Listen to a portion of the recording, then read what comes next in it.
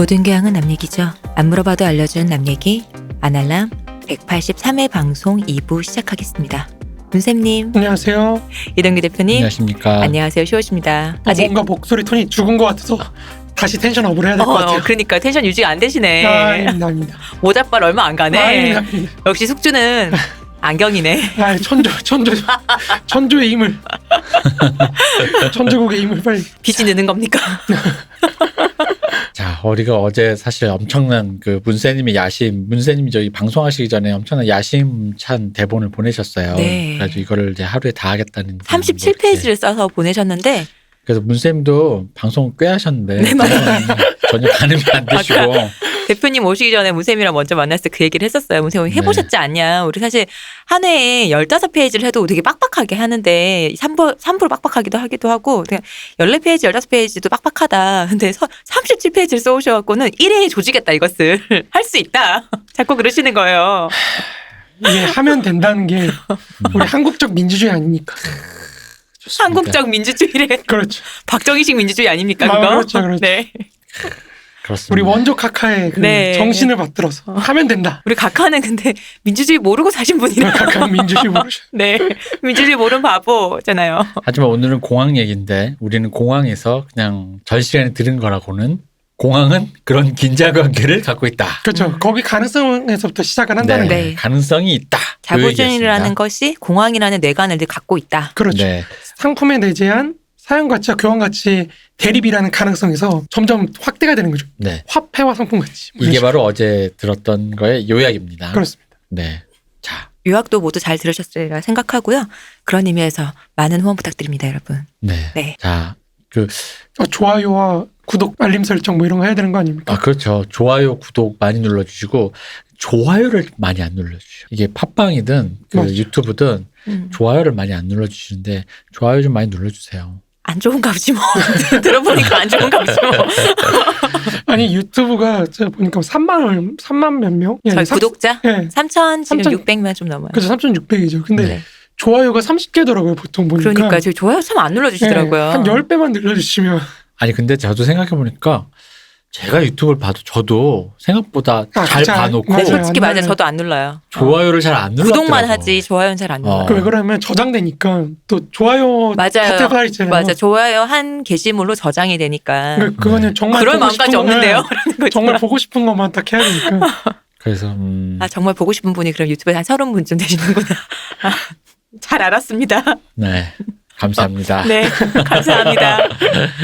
아니 이게 이런 말 할 때 잘해야 돼요. 왜냐면은 30분이 좋아요를 눌러주셨는데 마치 이런 거잖아. 30분밖에 안 되니까 기미세네라는 느낌이 그중에 되면 이제 3명 빼면은 27분이냐? 라는 생각이 또 제가 들면서 이제 소중한 분들이십니다. 이제 그러다 보면 마치 눌러주신 27분을 그럼요. 되게 업신여기는 거 좀 들릴까 봐. 아닙니다. 정말 그렇지 않습니다. 정말 네. 소중한 분들이세요. 그게 아니라 엄청 힘이 됩니다. 네네 엄청난 힘이 그럼요. 됩니다. 네, 그래서 진짜 막 더 많이 눌러주시고 지금도 아주 좋고 더 사실 앞으로 더 해보겠습니다. 뭐 댓글도 그렇고 뭐 여러 가지 얘기들 비판해 주시는 얘기 아니면 비난 얘기 당연히 속쓰리고 속상한데 그래도 듣고 나서 얘기하시는 거잖아요.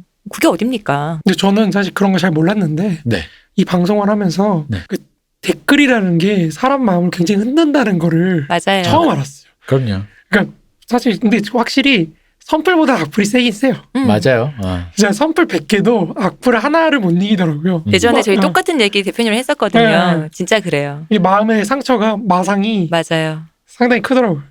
근데 제가 그런 쭉 본 결과 좀 지워주는 글이 있어요. 그러니까 선풀로 얘기해 주신 것도 당연히 좋긴 한데 그것보다는 왜 악플이나 이런 거나 근데 나도 하고 싶은 얘기가 있는데 뭐 구구절절 얘기하지 않잖아요. 근데 딱 가끔 그런 얘기에 대댓글로 내 네, 마음을 맞아요, 얘기해 맞아요. 주실 때가 있어요. 그때는 진짜 그게 좀 상쇄가 돼요. 근데 이것도 오래 하다 보면은 그러려니 네. 합니까? 그러려니가 되는 게 저는 물론 이제 오래 해서라기보다는 제가 문세님의 강의를 듣다가 드디어 생긴 것 같아요. 그게. 뭐죠? 그냥 어떤 사람이 예를 들어 뭐든 요즘 뭐 악플을 남기던 혹은 뭐 뉴스를 보던 뉴스에서 무슨 누가 비리를 저질렀다 혹은 뭐 뉴스에서 뭐 누가 잘한 일을 했다 선한 일을 했다 이래도 다 무슨 생각이 드냐면 그렇게 될 일이었구나. 누가 악플을 남겨도 이렇게 들을 일이었구나 이 얘기를. 이게 사실은 아까 말씀을 안 드렸지만 이게 사실 편집법의 핵심입니다. 그렇습니다. 네. 그러니까 문화대혁명 우리 아까 그 태양배를 보셨다 그랬잖아요. 네네네. 문화대혁명도 그런 거예요. 그러니까 제가 어릴 때는 오히려 이제 그 개인 제가 이제 어릴 때 특히 그런 젊을 때는 한창 그런 분위기잖아요. 막 자유주의. 네, 자유주의, 막 자유주의. 개인주의 막 그런 게 막 득식을 거릴 때니까 그럼 태양배를 보면서 이런 공산당 놈들 아무리 좋다고 해도 말이야. 그러니까 이제 그게 또 퉁치게 된 뭐냐면 선배 운동권 형들이 이게 약간 같이 싸잡아져서 니들이 말하고 있는 대의 명분이라는 게 바보 같은 놈 이러니까 니들 인마 사람 개인 이러니까 그러면서 그걸 또 나라 차원시켜서 제가 이제 주구장창 우리 방송에서 얘기했던 나 나이키 신는 거 갖고 뭐라고 하는 니들 이러니 멍청한 약간 이런 식으로 갔는데 또 이제 거시적으로 보면 또 그럴 일이었다. 그쵸. 그러니까 태양배를 치면 그러니까 그 4시가 소화성애 안 하고 다 그냥 거덜을 내서 일소에 그거를 지금 같은 법치로 고소하고 소송 걸고 또 민사로 다시 손해배상 청구하고 이런 거 그래서 그거 한 놈 조졌더니 또 그 옆에 이게 아니라 중국이 또 좀 크나요? 그런 4시가 그거 한 놈이었겠어요? 그런 것처럼 그게 아니라 그렇게 문화대혁명으로 한 방에 조지면 어쨌든 단기간에 몸 본 거 아니에요. 근데 그 사이에 갈려나간 사람들은 안 됐는데 그렇죠. 그러다 보니까 그러니까 그거에 국률이 느끼는 마음은 마음인 거고 그럴 일이었다. 약간 이제 그런 생각이 들다 보니까 악플도 그런 씁쓸하죠. 느낌이 듭니다. 악플도. 아 이렇게 느낄 일이었구나. 맞습니다. 왜냐면은 글을 써주시는 분이라는 건 제 생각엔 그런 거예요. 우리 얘기를 들으시는 분이 계시면 최소한 같은 그 예를 들어 악플이든 선플이든 그 생각하시는 분이 그 곱하기 한 10은 될 거거든요. 그렇죠. 맞아요. 그렇죠. 최소 10명은 넘을 거라는 거지. 그 중에 대표성을 띈다고 생각을 하니까 아 이렇게 어떤 누군가들에겐 이렇게 들을 일이었구나라는 약간 일종의 근데 이게 진짜 저도 요즘에 그래서 좀 이 생각 이렇게 느끼는 거가 나쁘진 않은데요. 조심은 좀 해야 되는 게 너무 우주적으로 보게 돼. 맞아. 야 그게 그럼 뭐 내가 무슨 말을 해도 그렇죠, 어차피 이런 그렇죠. 일은 생길 그렇죠. 일인데 뭐라고 돼버리니까. 그게 또 그렇게 되면 또 이게 양극단으로 가는 게 하나는 그냥 뭐 세상 일이랑 그런 거 너무 이렇게 허무주의로 맞아요. 허무주의로 가니까 가는 거죠. 아니면은 또 뭐랄까 좀 그런 거죠. 엘리트주의 같은 거. 네. 야, 그게 약간 그러니까 그런 쪽으로 빠지지 않게끔 마음을 여전히 좀 이렇게 좀 뭐랄까 날이 서 있다는 거라기보다는 좀 마음을 좀 몽글몽글하게 감수성을 여전히 갖고 있어야 되는데 맞습니다. 감수성이 제일 중요한 것 같아요. 정말로. 그 감수성을 갖고 있질 못하고 그 순간에 어느 순간 갑자기 우주적인 스케일이거나 아주 미시적인 스케일로 사람이 이제 빠져버리는 요것만 좀 주의하면 좋을 것 같아요. 저는 오히려 나이 들어서 그 말씀하신 스탈린의 대숙청이라든가 문화대혁명의 폭력성에 대한 기능적 이해라는 거에 조금 더 마음을 이해가 되는 측면이 있었다라는 거에서 그러니까 태양별을 보면서 좀 더 생각이 많아지는 거죠. 그러니까 그게 어릴 때는 오히려 주인공의 심정적인 인간 개인의 자유의지에만 너무 천착해 있었다면 그런 의미로 마르크스는 좀 더 다른 의미의 얘기들을 뭐 이제 그렇다고 해서 그러니까 사람 숙청하는 게 좋다 이런 얘기가 그렇죠, 아니고 그렇죠. 그런 얘기가 아니죠. 그까지 좋다며요. 그러니까 그렇게 오해를 하면 안 된다니까. 좋다는 게 아니라 그렇게 될 일이었다니까요. 그렇게 될 일. 그러려면 그러니까 그 무언가를 하기 위한 스탈린이 원하는 그림이었다면 마오가 원하는 그림이었다면 그 그림을 위해서 그렇게 될 일이었다는 거죠. 그렇죠. 왜 얘기하잖아요. 요즘도 사람들이 특히 요즘에 성범죄 관련돼서 뭐 이슈가 많다 보니까 뭐 이렇게 이놈 성범죄에 대한 양형이라든가 뭐 피해 보상 규정이 워낙 약하다 보니 그거 하나 이렇게 조지면 너무 힘들다 이거죠. 그러면서 이제 뭔가 거기에 대한 뭐 얘기하는데 이제 그거에서 될 일이 아니다 이런 얘기가 아니라 그 지난함에 국가적인 단위와 세계적인 규모에서 봤을 때 느껴지는 또 어떤 것이 또 있는 거죠. 조두순 하나 어떻게 하기도 이렇게 힘든데 그렇죠. 그 엠번방 하나 이렇게 하기도 이렇게 힘든데 그거 하나 하기도 힘든데 어떤 사회적인 변혁이라는 움직임의 그 세계 단위 그것도 뭐 한두 명이 아니라 뭐 몇 억씩 되는 인구라는 걸 데리고 시간과 공간의 그 인지의 능력 그 차이를 뭐랄까 그걸 다 뛰어넘어서 네, 그렇죠. 뛰어넘어서. 그러다 보니까 이렇게 될 일이었구나라는 약간 그런 생각이 듭니다. 저는 약간 현타는 아닙니다. 현타는 아니고 그냥 이해가 됐습니다. 무슨 마음으로? 왜냐하면 그 스탈린 학살자 이거 있잖아요. 네네네. 그렇죠. 스탈린 학살자 마오 약간 이거가 홍위병 이 나쁜 놈들 이거가 또 그렇게 볼 것만은 아니었다. 맞습니다. 그러니까 어차피 존재하는 사물이라는 건 다 양면성이 있는 거기 네. 때문에. 그럼요. 당연하니까요. 네네. 네. 그걸 이제 같이 보면서 가야 된다는 거죠. 세상 모든 일은 결국 이걸로 수렴이 되더라고요. 뭐가 아쉬운데 그래도 뭐 좀 하나는 그냥 된 게 있네.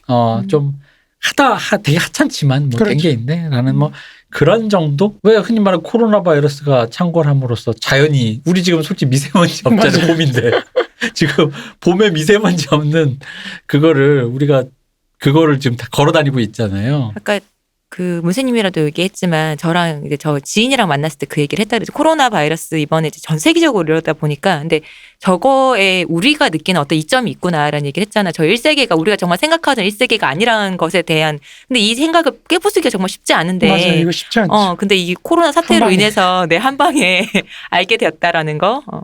쟤들 뭐 19세기, 20세기 살고 있네. 뭐 없었네. 라는 거. 1세기는 무슨 그때 야 너네 1세기 그때 19세기, 20세기 때 1세기였구나. 그거를 알게 됐다는 것만 해도 뭐 물론 조금 자아가 비대해진 것도 있지만 그쵸. 너무 잘 나가다 보니까. 근데 이제 어쨌든 좀 달리 볼 수 있는 계기도 이런 식으로 그럼요. 또 다가온다는 네. 게 되게 그러게요. 네. 자, 여태까지는 저희 마르크스 방송을 들으시면 사물을 양면적이고 거시적이면서 미시적으로 볼 수 있는 좌를 보면서 우를 동시에 볼 수 있는 나루토적인 그런 능력을 갖출 수 있다라는 장점을 저희가 어필한 거고요. 그런 의미로 많은 후원 다시 한번 부탁드리겠습니다. 감사합니다. 감사합니다. 구독, 좋아요 역시 많이 눌러주세요. 들어가 보자면은 저번 시간까지 사실 노동시장이 갖고 있는 어떤 그런 힘 네. 그리고 그것의 구성이 어떻게 되어야 되는지 네. 그걸 이제 이 필요욕구라는 걸 통해서 우리가 한번 살펴봤잖아요. 그 마지막으로 노동자들이 그 필요욕구 때문에 자본주의에 더 이제 종속되게 되는 종속이라고 하긴 좀 그렇고 어쨌든 동의를 하게 되는 자발적으로 네. 뭐 그런 구조가 있다는 것도 봤고요. 그럼 이제 이런 식으로 우리가 노동시장을 상품 생산 시장의 형식을 적용을 해서 똑같이 구성할 수 있다면 토지 시장이나 이런 것도 똑같이 적용을 할 수가 있다는 거죠. 네. 그러니까 그런 식으로 이제 자본론 3권에서 물론 좀 자세하게 금융이나 토지나 지대나 이런 걸 다루긴 하지만 그걸 넘어서서 이제 시장이라는 관점에서 한번 재구성을 할 수가 있다는 거죠. 그런 식으로 이제 자본주의 3대 계급인 자본가, 임노동자, 네. 그리고 지주에 대응하는 각각의 계급에 대응하는 3대 시장으로서의 자본시장, 노동시장, 그리고 토지시장 이렇게 세 가지 시장이 나타난다는 거죠. 네. 그리고 그 밑에는 이제 그 상품 시장이라는 게 있는 거고 우리가 본래적인 의미에서 말하는 자본이 활동하는 영역 네. 이런 게 있는 거고 그리고 이 3대 시장에서는 각각 자본에서는 뭐 이윤이 축적이 되겠죠. 자본시장에서는 네. 그리고 노동시장에서는 임금이 축적이 되고 네. 그리고 토지시장에서는 이제 지대가 지대. 축적이 돼요. 네. 그러니까 이것들이 사실 각각의 계급들이 갖고 있는 수입이거든요. 수입의 형태거든요. 네네. 그러니까 이 각각이 갖고 있는 수입의 형태에 맞춰서 이제 그것들이 어떻게 축적되어 가는지 그런 과정도 이제 우리가 볼 수가 있다는 거죠. 예컨대 이제 노동시장에서는 임금 노동이 그 임금이 계속해서 축적이 되어감에 따라서 더 많은 사람들이 이제 임금을 쫓아서 노동시장에 유입이 됐다가 또 나갔다가 이렇게 되는 거고 토지에서도 뭐 이제 어떤 토지가 들어오고 나가고가 지대에 따라서 또 달라지고 또 자본도 마찬가지로 이제 이윤을 쫓아서 들어왔다 나갔다 이런 게 된다는 거죠. 그리고 그런 식으로 자본시장과 노동시장과 그 토지시장이 구성이 되어 있을 때 그 모든 걸 총괄하는 것으로서의 근대국가 이게 그 위에 또 있는 거죠. 네. 그러니까 맨 밑에 상품시장이 깔리고 3대 시장이 깔리고 그 위에 이제 근대국가 총괄함으로써 근대국가라는 게 하나가 완성이 되는 겁니다. 네. 이제 이런 식으로 했을 때 국가가 개입을 해서 자본시장, 노동시장, 토지시장을 어떻게 규제하느냐, 어떻게 또 조정을 하느냐 이런 거에 따라서 이제 상품시장에 있는 자본가들이 각각의 시장으로부터 어떻게 생산에 필요한 요소들을 얻어서 생산을 할 것인지 그런 것도 또 결정이 되겠죠. 그러니까 이런 식으로 이제 그 자본주의 3대 시장의 기초에서 국민국가라는 게 결정이 되는 거고 우리가 앞에서 말했던 소경영과 대경영의 순환 과정이라는 것도 사실상 여기서부터 들어가는 거예요. 이런 3대 시장에 소경영이 들어가서 자본시장이나 뭐 토지시장이나 노동시장으로부터 뭔가 얻어가지고 경영을 잘 해가지고 대경영까지 발전해 나간 그런 관계가 된다는 거죠. 그러니까 이제 그런 식으로 이제 국민경제라는 거는 사실상 자본제 3대 시장 위에서 그것들 종합하고 통합함으로써 성립하는 것으로 파악돼야 된다는 겁니다. 이걸 이제 그림으로 표현하면 이제 올라간 그 그림이 네. 되겠죠. 이제 가장 밑에서 이제 말씀드렸다시피 그림을 보시면서 들어보시면 상품시장이 가장 밑에 있는 거. 그리고 그 위에 이제 3대 시장이 있고 맨 마지막으로 이제 근대 국가가 가장 위에. 가장 위에서 총괄하고 있는 겁니다. 이런 맥락에서 이제 근대 국가라는 거는 자본시장, 노동시장, 토지시장의 각각의 이해관계자들이 서로 모이는 곳으로서 근대 국가 구성이 되는 거예요. 그래서 정치의 투쟁의 장이라고 제가 표현을 했던 거고요. 네. 여기서 바로 이 장소, 근대 국가는 장소를 기반으로 해서 정치가 행해지는 겁니다. 그래서 우리가 앞에서 정치적인 것의 개념이 국가적인 것의 개념하고 같이 간다 그랬잖아요. 네. 우리가 기억하시죠? 그게 이런 맥락을 기초해서 되는 겁니다. 이 근대 국가에 의해서 총괄된 자본제 사회가 이제 사실은 총자본으로서 나타나는 거죠. 하나의 전체적인 총자본으로서 나타나면서 국제관계로 나가고, 그렇게 국민 국가들 간의 관계, 그 국민 경제들 간의 관계가 국제관계로 나타나면서 세계시장으로 이제 발달되어 가는 그런 과정이 나타난다는 겁니다. 이런 의미에서 마르크스가 앞에서 말했던 플랜을 짜는 거예요. 자본과 인노동과 토지를 국내적인 요소로 하는, 그리고 그걸 총괄하는 것을 근대 국가 밖으로 나가는 국제관계들끼리 모여서 형성되는 세계시장, 이런 식으로 가면서 다시 상품으로 돌아오는 이런 순환 과정을 계속해서 겪는다는 거예요. 이 세계시장이 다시 이제 국내 계급들, 3대 계급들에 다시 영향을 미치겠죠. 뭐 이런 식으로 계속 돌고 도는 겁니다. 다시 말해서 국민 경제라는 거는 전체 자본주의적 세계시장의 어떤 전체적인 순환 과정 속에서 자기 충족적인 순환 체계, 다시 말해서 세계시장에 참여해서 자기의 확대재 생산을 이뤄내는 그런 체계를 갖출 때 비로소 성립할 수 있다는 겁니다. 근대 국가는 상부구조, 이런 의미에서 상부구조죠. 상품 시장과 3대 시장 위에 있는 상부구조로서의 근대 국가는 이 순환 체제 속에서 이제 전체 시장들의 순환이 원활하게 이루어질 수 있도록 개입함으로써 사회 전체를 총괄한다는 겁니다. 네. 우리가 여태까지 다뤘던 모든 개념들이 사실 이 그림 속에 다 녹아있는 거예요. 네. 상품 시장 영역에서 이루어지는 자연과의 물질 대사가 있겠죠. 네. 맨 밑에서 이루어지는 그게 생산력으로 나타나고, 그 생산력을 이용하고 상품 시장을 통해서 유통되는 어떤 생산수단이나 생활수단들, 이런 것들을 조직을 해서 노동력을 재생산하는 그런 재생산하고 이제 조직하는, 그래서 생산을 행하는 그런 분업관계, 그리고 전에 말했잖아요. 생산력, 분업관계, 그리고 이데올로기, 뭐 이런 식으로 구성되는 게 이제 이런 관계를 통해서 구성된다는 거예요. 그러니까 그런 분업관계는 이제 3대 시장 간의 관계를 통해서 결정이 되겠죠. 네. 3대 시장이 어떤 식으로, 우리가 자본시장으로부터 어떻게 돈을 빌리고 어떤 방식으로, 노동시장에는 어떤 식으로 개입을 하고, 그리고 토지는 어떻게 또 빌려오는지, 뭐 이런 걸 통해서 규제가 된다는 겁니다. 그러니까 어떤 식으로 이렇게 자본이 공급되고 이런 게 결정되는 이 3대 시장과의 관계를 통해서 생산이 이루어지고, 그걸 통해서 다시 한번 또 전체적인 물질 대사, 그리고 분업 관계 형성되고, 그리고 마지막으로 이제 근대 국가가 이런 기능을 담당하기 위해서 어떻게 되겠어요? 이 전체 시장에 개입하는 정도가 결정된다 그랬잖아요. 네. 이 정치적 결정이 이뤄지는 것에 소경영자가 참여를 하는 거거든요. 우리 노동자나 이런 사람들이. 네. 그러니까 그거를 참여할 수 있는 사람으로 재구성하는 게 민족주의라는 이데올로기입니다. 우리가 이 전체 공동체의 구성원으로서 파악을 해야 되는 거거든요. 근대 국가에 참여하기 위해서는. 그렇기 위해서 공동체 구성원이라는 걸 심어주기 위한 이데올로기가 민족주의라는 거죠. 물론 이런 식으로 이제 구성이 되는 거고, 더 나아가서 이제 그런 민족 공동체 구성원으로서 정치에 참여를 해서 근대 국가가 결정을 내린다고 할 때, 이 근대 국가가 사회 전체를 대표하는 합리성을 지니기 위해서는 무슨 기능이 있어야 된다 그랬죠? 상원으로서의 기능이 있어야 된다는 거죠. 네. 그 상원으로서의 기능은 사실 이 3대 시장으로부터 분리되어 있던 건데, 그게 이제 점점 없어진다고 지난 시간에 말씀드렸잖아요. 이제 그러면서 이제 자본주의가 점점 더 안 좋아지는 그런 상황으로 가게 된다. 뭐 이런 것까지 다 말씀을 드렸던 겁니다. 이제 이런 과정을 거치면서 전체 사회의 순환이 이루어지는데, 이제 개인이었던 임금 노동자는 소경영의 형태로 들어가는 거예요. 그래서 대경영으로 점점 이제 발전을 해나가는데, 이 과정에서 또 우리가 5가지의 갈등 구조, 갈등 네. 축이 또 있다 그랬죠. 네. 그죠? 첫 번째, 가족관계, 소경영에서 나타나는. 두 번째, 노동자들 간의 대립, 그리고 각 계급들 간의 대립, 그리고 지역 간의 대립, 그리고 마지막으로 민족과 국가 간의 대립. 이런 식의 또 갈등 축이 또 생기고, 또 뭐 그래서 또 거기서 정신노동과 육체노동의 분리가 일어나면서 계급이 나타나고, 뭐 이런 것까지 다 여기 들어있는 겁니다. 혁명을 가로막는. 그렇죠. 혁명을 5가지. 가로막는 요소들. 그러니까 그런 거 가지고 우리가 어떻게 다 살펴본 거고요. 근대 국가는 이 모든 대립들을 극복하고 하나로 총괄하기 위해서 앞서 말했듯이 민족주의라는 이데올로기를 사용한다는 겁니다. 그러니까 그런 것까지. 그리고 거기에 따라서 어떤 식으로 이 갈등 축에 개입하느냐에 따라서 또 정치 체제도 결정이 된다. 그게 이제 권위주의와 민주주의, 그런 네. 것도 얘기를 했잖아요. 그러니까 여태까지 했던 얘기들이 이 그림 속에서 다 설명이 될 수가 있는 거예요. 문쌤님은 할 수 있습니다. 아, 그렇습니까? 그러니까 우리가 이데올로기에서 특히 얘기를 할 때 기억하실지 모르겠지만, 이데올로기가 지배계급의 이데올로기가 될 수 있는 거는, 그러니까 지배계급의 이데올로기가 사회 보편적인 이데올로기가 될 수 있는 거는 같은 생활 공간이라든지 생활 체계라든지 이런 거를 피지배계급과 지배계급이 공유하고 있다 그랬잖아요. 네. 그러니까 이 말이 여기서 나타나는 거예요. 여기서 순환을 하면서 노동자일지라도 내가 네. 소경영자는 어느 하나에만 개입하는 게 아니야. 이 문쌤이라는 사람의 속에는 자본시장이나 자본가로서의 입장에서 개입을 하는 거고 노동시장에서는 노동자의 입장으로 또 나타나는 거고 또 토지시장에서는 지주의 입장으로 나타나는 겁니다.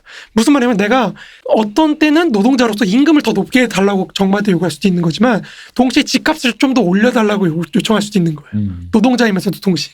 그래야 내가 돈을 버는 거니까. 그러니까 이런 식으로 근대 사회에서의 개인이라는 거는 기본적으로 여러 가지 갈등 축과 함께 이 여러 계급들 간의 어떤 존재랄까요? 본질이랄까요? 이런 것들이 내 몸에 체현돼서 나타난다는 거예요.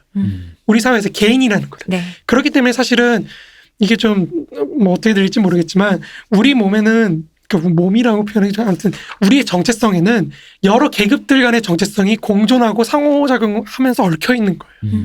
그러다 보니까 우리가 내가 노동자라 그래서 반드시 노동자 편을 드는 것도 아니고 그쵸. 내가 자본가라 그래서 반드시 자본가 편만 드는 것도 아니고 이렇게 복합적으로 그런 상호작용이 나타나면서 근대 정치라는 걸 구성하게 된다는 겁니다. 그러다 보니까 사실상 개인이라는 거는 근대 사회에서 개인이라는 거는 이렇게 말하면 좀 그럴지 모르겠지만 우리 뒤에 있는 3대 계급들이 갖고 노는 장난감이 지나지 않는 거예요. 이런 국면에서는 자본가 계급을 대표하렴. 이런 국면에서는 노동자를 대표하렴. 이런 국면에서는 지주를 대표하렴. 이런 식으로 갖고 놀면서 우리의 실천과 행위나 이런 걸 통해서 자기 계급들의 이해관계를 관철시켜 나가는 그런 과정이라는 거죠. 그런 의미에서 개인이라는 건 사실은 역사에 신이 있다면 그 신이 갖고 놀다 버리는 장난감이 지나지 않는 거예요. 왜 버리는 거야? 버려야죠. 토이스토리 못 봤어요. 못 봤어요. 그러니까 그런 역사의 신 계급들이란 3대 계급이라는 역사의 신이 만들어내는 그런 사회적인 어떤 조건들, 상황들 속에서 개인은 사실 가련하게도 그 무대 위에서 춤을 추다가 배우로서 퇴장하는 그런 과정을 겪는다는 거죠. 그러니까 우리는 그런 잠깐 역사적 조건들이 만들어 놓은 무대 위에서 춤추고 떠나는 배우에 지나지 않습니다. 그런 의미에서 역사의 신이 갖고 놀다 버리는 장난감이라고 제가 표현을 하는 거고요.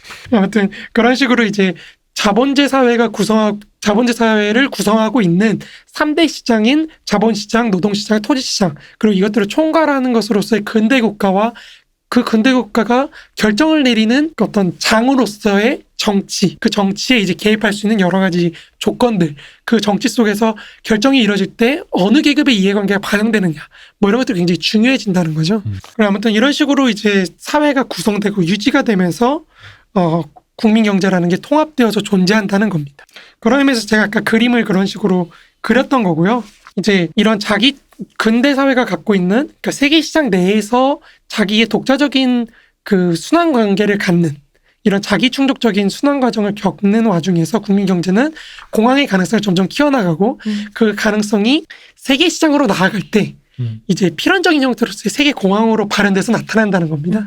이거는 이제 역시나 3대 시장에 대한 이해가 있어야 어떻게 전체 상품 시장의 순환이라고 하는 세계 시장의 순환이 근대 국가라는 굴곡을 거쳐서 근대 사회라는 개별 근대 사회라는 굴곡을 거쳐서 필연적인 전체 공황으로 폭발되어 나오는지 그걸 볼 수가 있다는 겁니다. 그런 의미에서 우리가 이제 넘어갈 부분은 일단 공황의 일반적인 원리를 한번 탐구하고 가자는 거죠. 그래야 이제 앞에 우리가 자본주의 3대 시장을 다뤘던 것과 공황의 일반 원리를 결합해서 세계 시장으로 세계 공황으로 나아갈 수가 있다는 거죠. 이제 공황의 원리, 사실 공황이 뭡니까 이러면은 지금부터 말씀해 주실 게 일부에 그냥 잠깐 간략하게 해주실 줄 알았는데 그걸 얘기하기 위해서 우리가 또 근본적인 딱 그렇죠. 시장의 어떤 형성, 그렇죠. 그거를 이제 구조를 파악을 여태까지 했던 거고요. 네네. 자, 이제 드디어 공황의 로직. 벌써 한숨이 나옵니다. 네, 공황은 어떻게 터지나. 모자빨이 있는데 왜요? 아니요, 너무 길어가지고 저는 사실 앞에 게 이렇게 길 줄 몰랐거든요. 그러니까 하는데 사실 저는 사실 이거 굉장히 구성을 할 때부터 고민을 좀 많이 했어요. 이번에 글을 쓰면서부터. 왜냐면 사실 마르크스의 공학론은 계속해서 발전하거든요. 그러니까 그런 차원에서 보면 굉장히 체계적이고 일관적인 측면이 분명히 있긴 한데 문제가 뭐냐면은 이 사람이 이걸 완성을 못했다 보니까 어느 시기에 공학론을 보느냐에 따라서 입장이 다 달라져요. 그리고 원인도 계속해서 달라집니다. 그러다 보니까 이게 좀 많이 어렵다 보니까 사실 제가 크게 소수자 혁명과 다수자 혁명을 설명하기 위해서 이제 전기적인 입장에서의 세계공학과 공학론과 후기적인 입장론에서 공학론을 나눠서 설명을 하려고 그랬는데 써보고 나니까 둘이 너무 많이 겹쳐요. 어차피 똑같은 사람이 하는 얘기니까 겹치다 보니까 이거를 그냥 하나로 통합을 해버리고 아예 그냥 후기 마르크스가 갖고 있던 일반적인 원리, 자본론의 입장에서 원리만 다루고 이제 거기서 뒷부분에서 조금 차이가 나는 게 뭔지만 말씀을 드리려고 해요. 근데 이제 전체적으로 총괄해서 한번 말씀을 드리자면 네. 마르크스는 1858년을 기점으로 굉장히 많이 바뀌어요. 공학론이. 근데 1858년 이전까지는 뭐냐면은 앞서 1편에서 말씀드렸던 생산자본과 유통자본의 대립 있잖아요. 생산과 유통의 대립 있잖아요. 네. 이 대립이 이제 가치가 실현이 안 돼서 파국의 형태로 공황으로 나타나는 거잖아요. 이거 자체가 마르크스는 그냥 자본주의의 파국을 보여주는 거라고 생각을 했어요. 더 이상 자본주의 가치가 순환이 안 되니까요. 네. 그러니까 이 파국에 좀 더 이게 끝났다. 자본주의 끝났다는 징표다라고 얘기를 생각을 했다고 한다면 후기의 마르크스는 이제 1858년 혁명 보고 나니까 공황이 터졌는데 혁명이 안 터지네. 이거를 보고 더 연구를 깊게 하다 보니까 오히려 자본주의는 이런 공황을 통해서 이제 자기를 구조조정하는 그런 측면이 있다는 거죠. 성장하더라. 그렇죠. 그러니까 이거는 사실 자본에 대한 관점도 좀 바뀌는 거예요. 무슨 말이냐면 공황을 단순히 생산과 유통의 대립으로만 봤던 게 초기의 입장이라고 한다면 네. 그러니까 여기서 문제는 유통에 있는 거. 유통에서 실현이 안 되니까 문제가 있는 거거든요. 근데 후기로 가면은 생산자본 자체가 유통을 제약하는 걸로 가는 거죠. 그리고 생산자본 자체 내부에서 어떻게 공황의 가능성이 나타나는지를 좀 더 연구를 하기 시작해요. 뭔가 좀 다르긴 한데 문득 드는 어떤 느낌은 자본주의의 변태 과정인 것 같아요. 마치 공황 상태는 번데기가 되는 과정 같은 거죠. 약간 그런 거죠. 네. 약간 그런 거죠. 그러니까 그런 식으로 오히려 자본주의가 공황을 통해서 자기를 혁신해가지고 보다 높은 생산력 단계로 도약하는 네. 그런 과정으로 이해하기 시작한다는 거죠. 그러니까 이제 혁명 내용도 바뀌어지는 거거든요. 더 이상은 노동자들이 뭐 폭력 혁명을 하든 뭘 하든 의미가 없어지는 거죠. 왜냐면 반드시 혁명이 터진다는 보장도 없어지고 자본주의가 이걸로 파국을 겪는다는 담보도 없어졌거든요. 보장도 없어졌거든요. 오히려 이거를 계기로 삼아서 더 발전하기 시작하니까. 네. 그러니까 이제 그런 차이를 좀 이해하시면 좀 더 이해하시기가 쉽지 않을까 싶어요. 그러니까 뭐 쉽게 말하면 공황은 어떤 그 사회주의로 가기 위한 위기? 그 자본주의의 위기로만 초기엔 인식했다가 후기로 갈수록 위기는 위기인데 이걸 통해서 일종의 시련같이 더 자본주의가 또 그걸로 성숙되어지는 것도 볼 수 있기 때문에 이걸 단순히 사회주의로 가는 출구로만 보기에는 맞습니다. 네, 이 자체가 왜냐면 거기에는 약간 아까 그 우리 어제 얘기했던 그 부분에 대한 이해도 좀 담겨 있는 건가요? 그러니까 마치 이렇게 해서 만약에 잘 굴러간다면 자본주의가 공황 후에 공황 후에 네. 그러니까 거기에 대한 약간의 온건적인 생각? 온건적이라기보다는 잘 굴러가면 좋은 거 아니야라는 느낌이에요. 그러니까 좋은 거라기보다는 그러니까 내 생각보다는 쉽게 안 망한다. 네. 자본주의가 네. 이런 것이었구나. 네, 자본주의가 거죠. 갖고 있는 생명력에 대해서 보다 깊게 이해하게 됐다고 할까요? 예. 예, 그렇게 보시는 게 좋을 것 같아요. 그러니까 이 사람은 어쨌든 망한다고 하는 입장이기 때문에. 그렇죠. 근데 우리가 공황의 일반 원리를 다 듣고 나면 아마 느끼실 거예요. 여러분들 모두가 느끼시겠지만 그래서 망한다는 거야, 안 망한다는 거야? 그렇죠. 안 망할 것 같은데. 그런 맞아요. 생각이 들어요. 왜냐면은 그러니까 그게 사실은 그러니까 이거를 얘기하는 것도 왜냐면 그것 때문에 베른슈타인이 입장이 바뀌는 거고. 내가 마르크스 나만큼 잘하는 놈 없어. 근데 내가 봐도 자본주의 잘 안 망할 것 같은데 마르크스네 대화를 해보고 이래도 잘 안 망한다고 하는 것 같은데 그러니까 이런 게 되는 거거든요. 근데 이제 레닌은 거기다 대고 해봤어? 혁명 해봤냐고. 그러니까 네가 성공시켜봤어? 그러니까 이렇게 되는 거죠. 해봤어. 여기 나오는군요. 그렇죠. 우리 정주영 네. 이 소련 꼰대가. 소련 꼰대가 우리 이전 대통령님처럼 그러니까 이렇게 되는 거죠. 내가 해봐서 아는데. 그렇죠. 해봐서. 네. 그러니까 그 레닌하고 싸우는 게 사실 그거예요. 그러니까 레닌은 이제 우리가 뒤에서 설명하겠지만 자본주의는 이제 좀 어려우실 수 있으니까 요약을 해드리자면 자본주의는 자기가 넘어야 될 벽을 계속해서 창출해냅니다. 공항을 통하든 뭘 통하든 계속 생산을 하면 할수록 자기가 넘어야 될 이윤율 저하라는 벽을 계속해서 만들어내고 심지어 그 벽을 계속해서 높여요. 그러니까 문제는 자본주의가 이 벽을 넘을 수 있냐 없냐의 문제예요. 넘으면 계속해서 발전하는 거예요. 진짜 마르크스도 그렇게 얘기해요. 저 넘으면 계속해서 갈 수 있는데 못 넘을 때가 이제 문제가 되는 거예요. 그리고 그때는 올 것이다. 그렇죠. 그때가 언젠가 온다라고 마르크스는 생각을 했던 거고. 그날이 오면. 그렇죠. 근데 그날이 오면은 막 자본주의가 갖고 있는 기생적인 측면들 있잖아요. 투기를 많이 한다든지 뭐 이런 것들 있죠.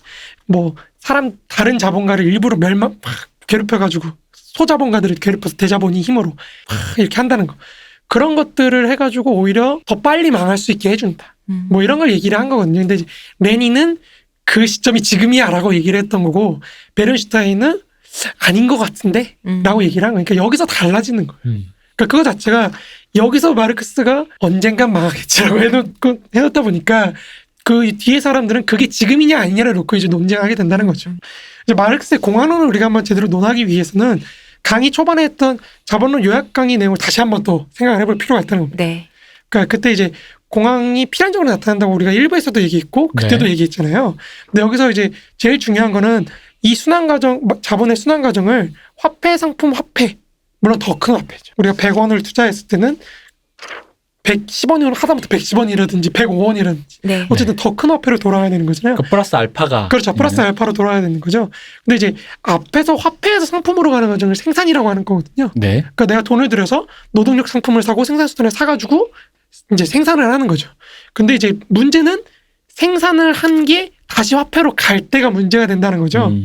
여기서 이제 자꾸 그 괴리가 일어난다는 게 우리가 일부에서도 계속해서 말씀드렸던 거고 마르크스가 갖고 있는 그 어떤 기본적인 입장일까요? 통찰이라고 할까요? 그런 거예요. 근데 이제 그때 이거를 실현을 시키려다 보니까 그때도 계속해서 말씀드렸지만 자본가들은 자기가 갖고 있는 비용 있잖아요. 네. 생산수단이라든지 노동력 상품이라든지 이런 거 비용을 계속해서 줄이려고 해요. 들어가는 비용을 줄여야지 그렇죠. 이윤이 커질 거니까요. 그렇죠. 이윤이 커진 거죠. 물론 다른 조건이 같을 때. 네, 네. 물론 예를 들어 뒤에도 얘기하겠지만 뭐 예를 들어서 그냥 노동자를 더 노동을 많이 시키면 이윤이 높아지겠죠. 그렇죠.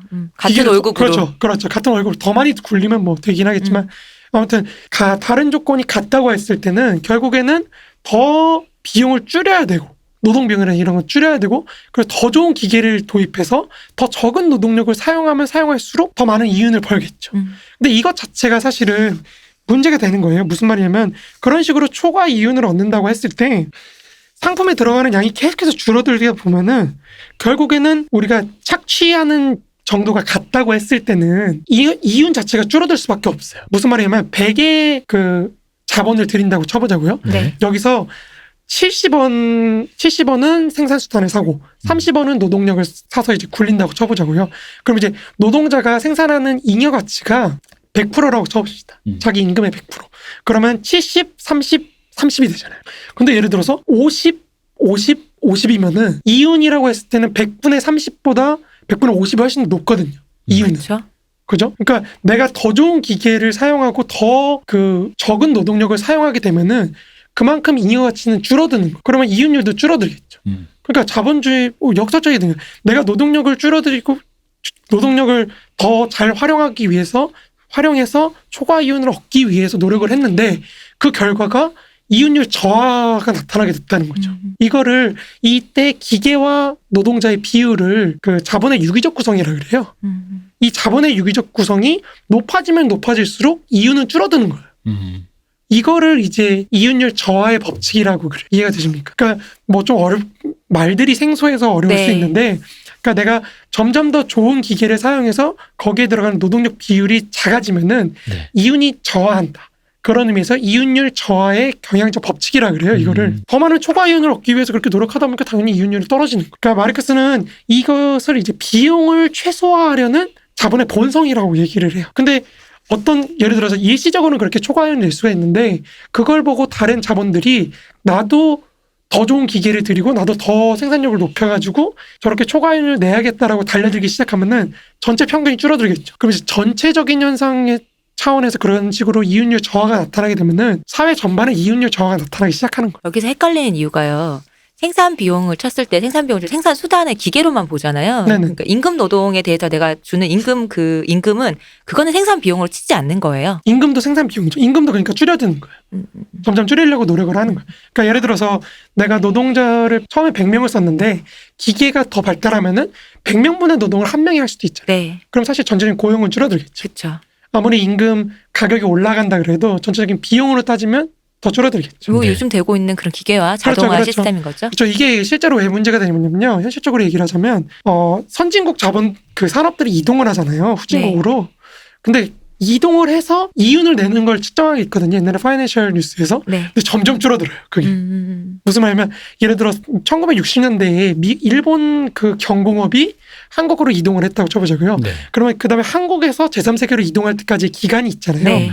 이 기간도 점점 짧아지고요. 이동했을 때 내 창출하는 이윤도 점점 줄어들어요. 그 산업에 그렇죠. 그래서 요즘에 베트남 같은 데서는 신발 공장 해봐야 한 명 고용해요.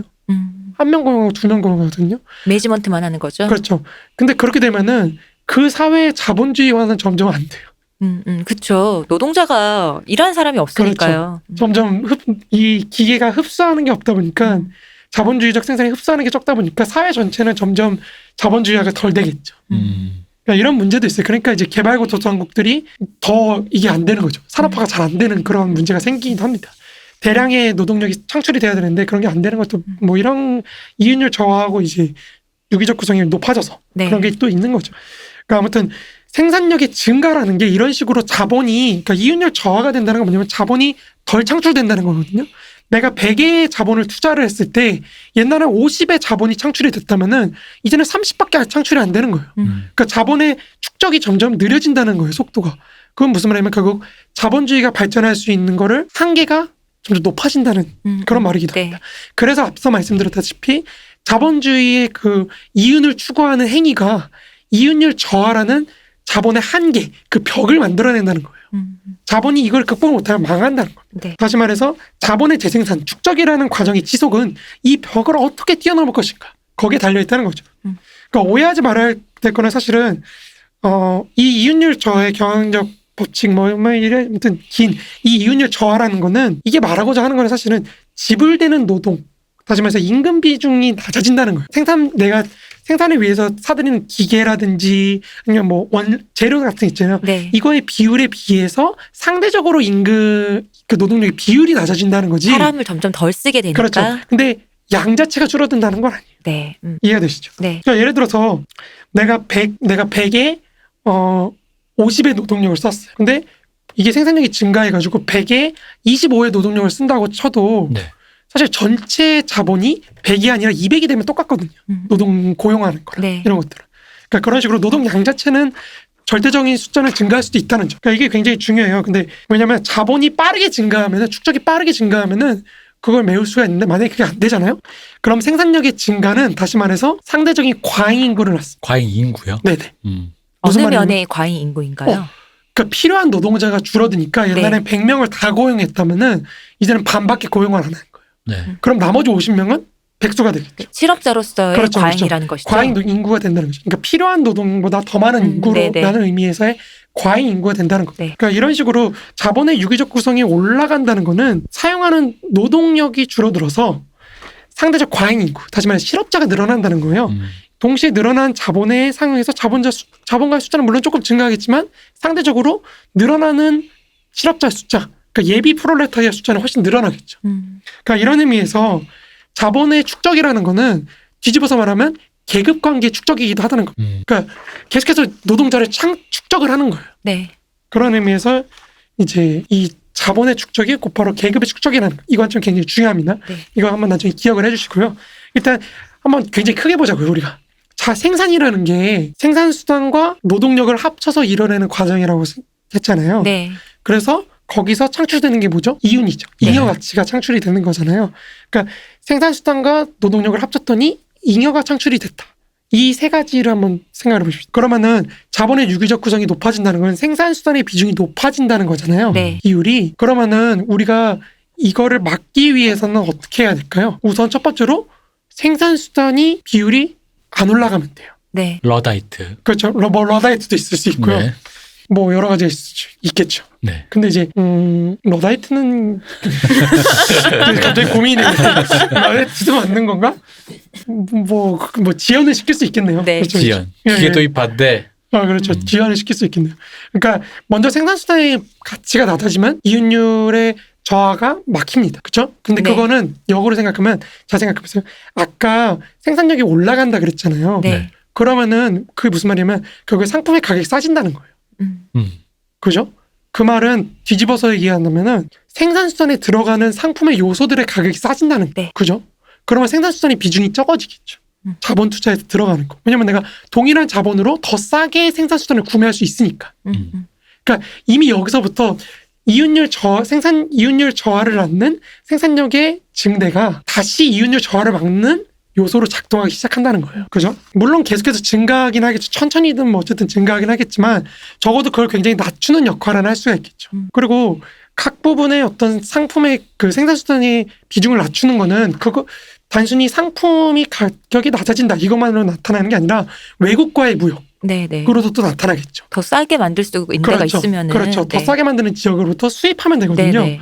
그럼 외국으로부터 더 많이 수입을 하면은 사실은 가격은 더 그렇죠. 낮아지죠. 국내 생산되는 건 당연히 가격이 거기 따라갈 테니까. 그렇죠. 그러니까 그런 식으로 하면은 물론 이제 외국과의 무역은 사실 양면성이 있어. 무슨 말이냐면 외국에 더 우리보다 좀 기술 수준이 낮다든지 아니면 유기적 구성이 낮은 곳에 가가지고 상품을 팔면 비싸게 팔 수 있죠. 네. 선진국 상품들이 후진국에 가서 비싸게 팔릴 수 있잖아요. 더 많은 이윤을 내고. 그러니까 그런 식으로 해서 이윤율을 높이는 방법이 될 수도 있고 방법도 있고 또 상품을 싸게 구입하는 방법도 있고 이런 식으로 해서 이윤율 저하를 막을 수도 있지만 동시에 이제 노동력 가치를 더 낮출 수도 있겠죠. 그렇죠. 왜냐하면 외국으로부터 노동력에 들어가는 생산에 들어가는 뭐 생활수단 상품들 있잖아요. 이런 거를 더 싸게 구입해 들어오면 노동력이 가격이 깎이면은 당연하게도 더 이윤율 저하가 나타나겠죠. 그러니까 이런 식으로 외국 무역은 조금 애매하긴 하지만 대체적으로는 이제 전체적으로 이윤율을 높이는 방향으로 간다는 겁니다. 그런 의미에서 이제 생산수단의 비중을 낮추는 게 이제 외국 무역과 상품 자체의 가격이 낮아지는 거 이런 게 있는 거고요. 또 이윤율 저하는 사실 또 다른 측면도 고민을 해봐야죠. 왜냐하면 상품이 그 생산이 대규모화가 이루어진다는 거는 우리가 하나의 이제 이거를 다르게 표현하지만 규모의 경제라고 얘기를 하거든요. 네. 그러니까 무슨 말이냐면 모여서 규모가 커지면은 유통 비용이나 아니면 뭐 장소 이용료 있잖아요. 이런 게 싸질 수가 있거든요. 네. 그러니까 그런 의미에서도 생산수단에 들어가는 비용이 줄어들 수가 있겠죠. 그러니까 그런 의미에서 여러 가지가 더 많이 들어갈 수가 있습니다. 자, 여기를 한번 정리를 해야 될 것 같아요. 이게 지금 되게 복잡하거든요. 약간 뭐라 그럴까? 쏙쏙 이게 그래서 뭔가 약간 돌고 도는 얘기 같은 느낌이 들어가고. 이윤율 저하라는 거가 이윤율 저하의 경향적 법칙 있잖아요. 이게 약간 그러니까 뭐랄까 확 이렇게 안 들어오는 느낌이 좀 있어요. 맞아요. 이게 뭐냐면은 그러니까 여기 사실 이게 처음에 간단하게 여기 써져 있는 것만 보면은 생산수단 대 노동력의 비율에서 기술혁신 등으로 생산수단 노동력의 비율이 변할 수 있는데 그렇다는 거는 기술혁신 때문에 들어가는 투입 노동력이 준다는 거잖아요. 네네. 예. 줄므로써 어쨌든 간에 그렇게 되면은 임금이 낮아지고 그러니까 들어가는 임금이 낮아진다면 투입되는 임금 대신 그 생산수단 자체만으로 생산할 수 있는 게 많아지니까 예를 들어 전자동화 되면 사람 1명, 2명만 쓰면 되니까 네네. 그렇게 됐는데 그렇게 되면 당연히 들어가야 될 임금의 양이 줄어들므로써 이 전체적인 예를 들어 100원에 생산할 수 있었던 게 70원에 생산도 할 수 있는데 그렇죠. 근데 그게 시장에 나가면 또 자본들끼리 또 70원, 60원, 50원 그래서 어떤 평균화, 그 균등화 과정을 거쳐서 네네. 어떤 하나의 지점으로 평균으로 수렴을 하는데 그렇게 되다 보니 그럼 점점점 점점점 싸지게 되는 그래서 이윤의 이윤율 저하의 균등화 법칙이라고 말씀하시는 거죠. 이게 경향적 법칙. 경향적 법칙. 예, 그런 거죠.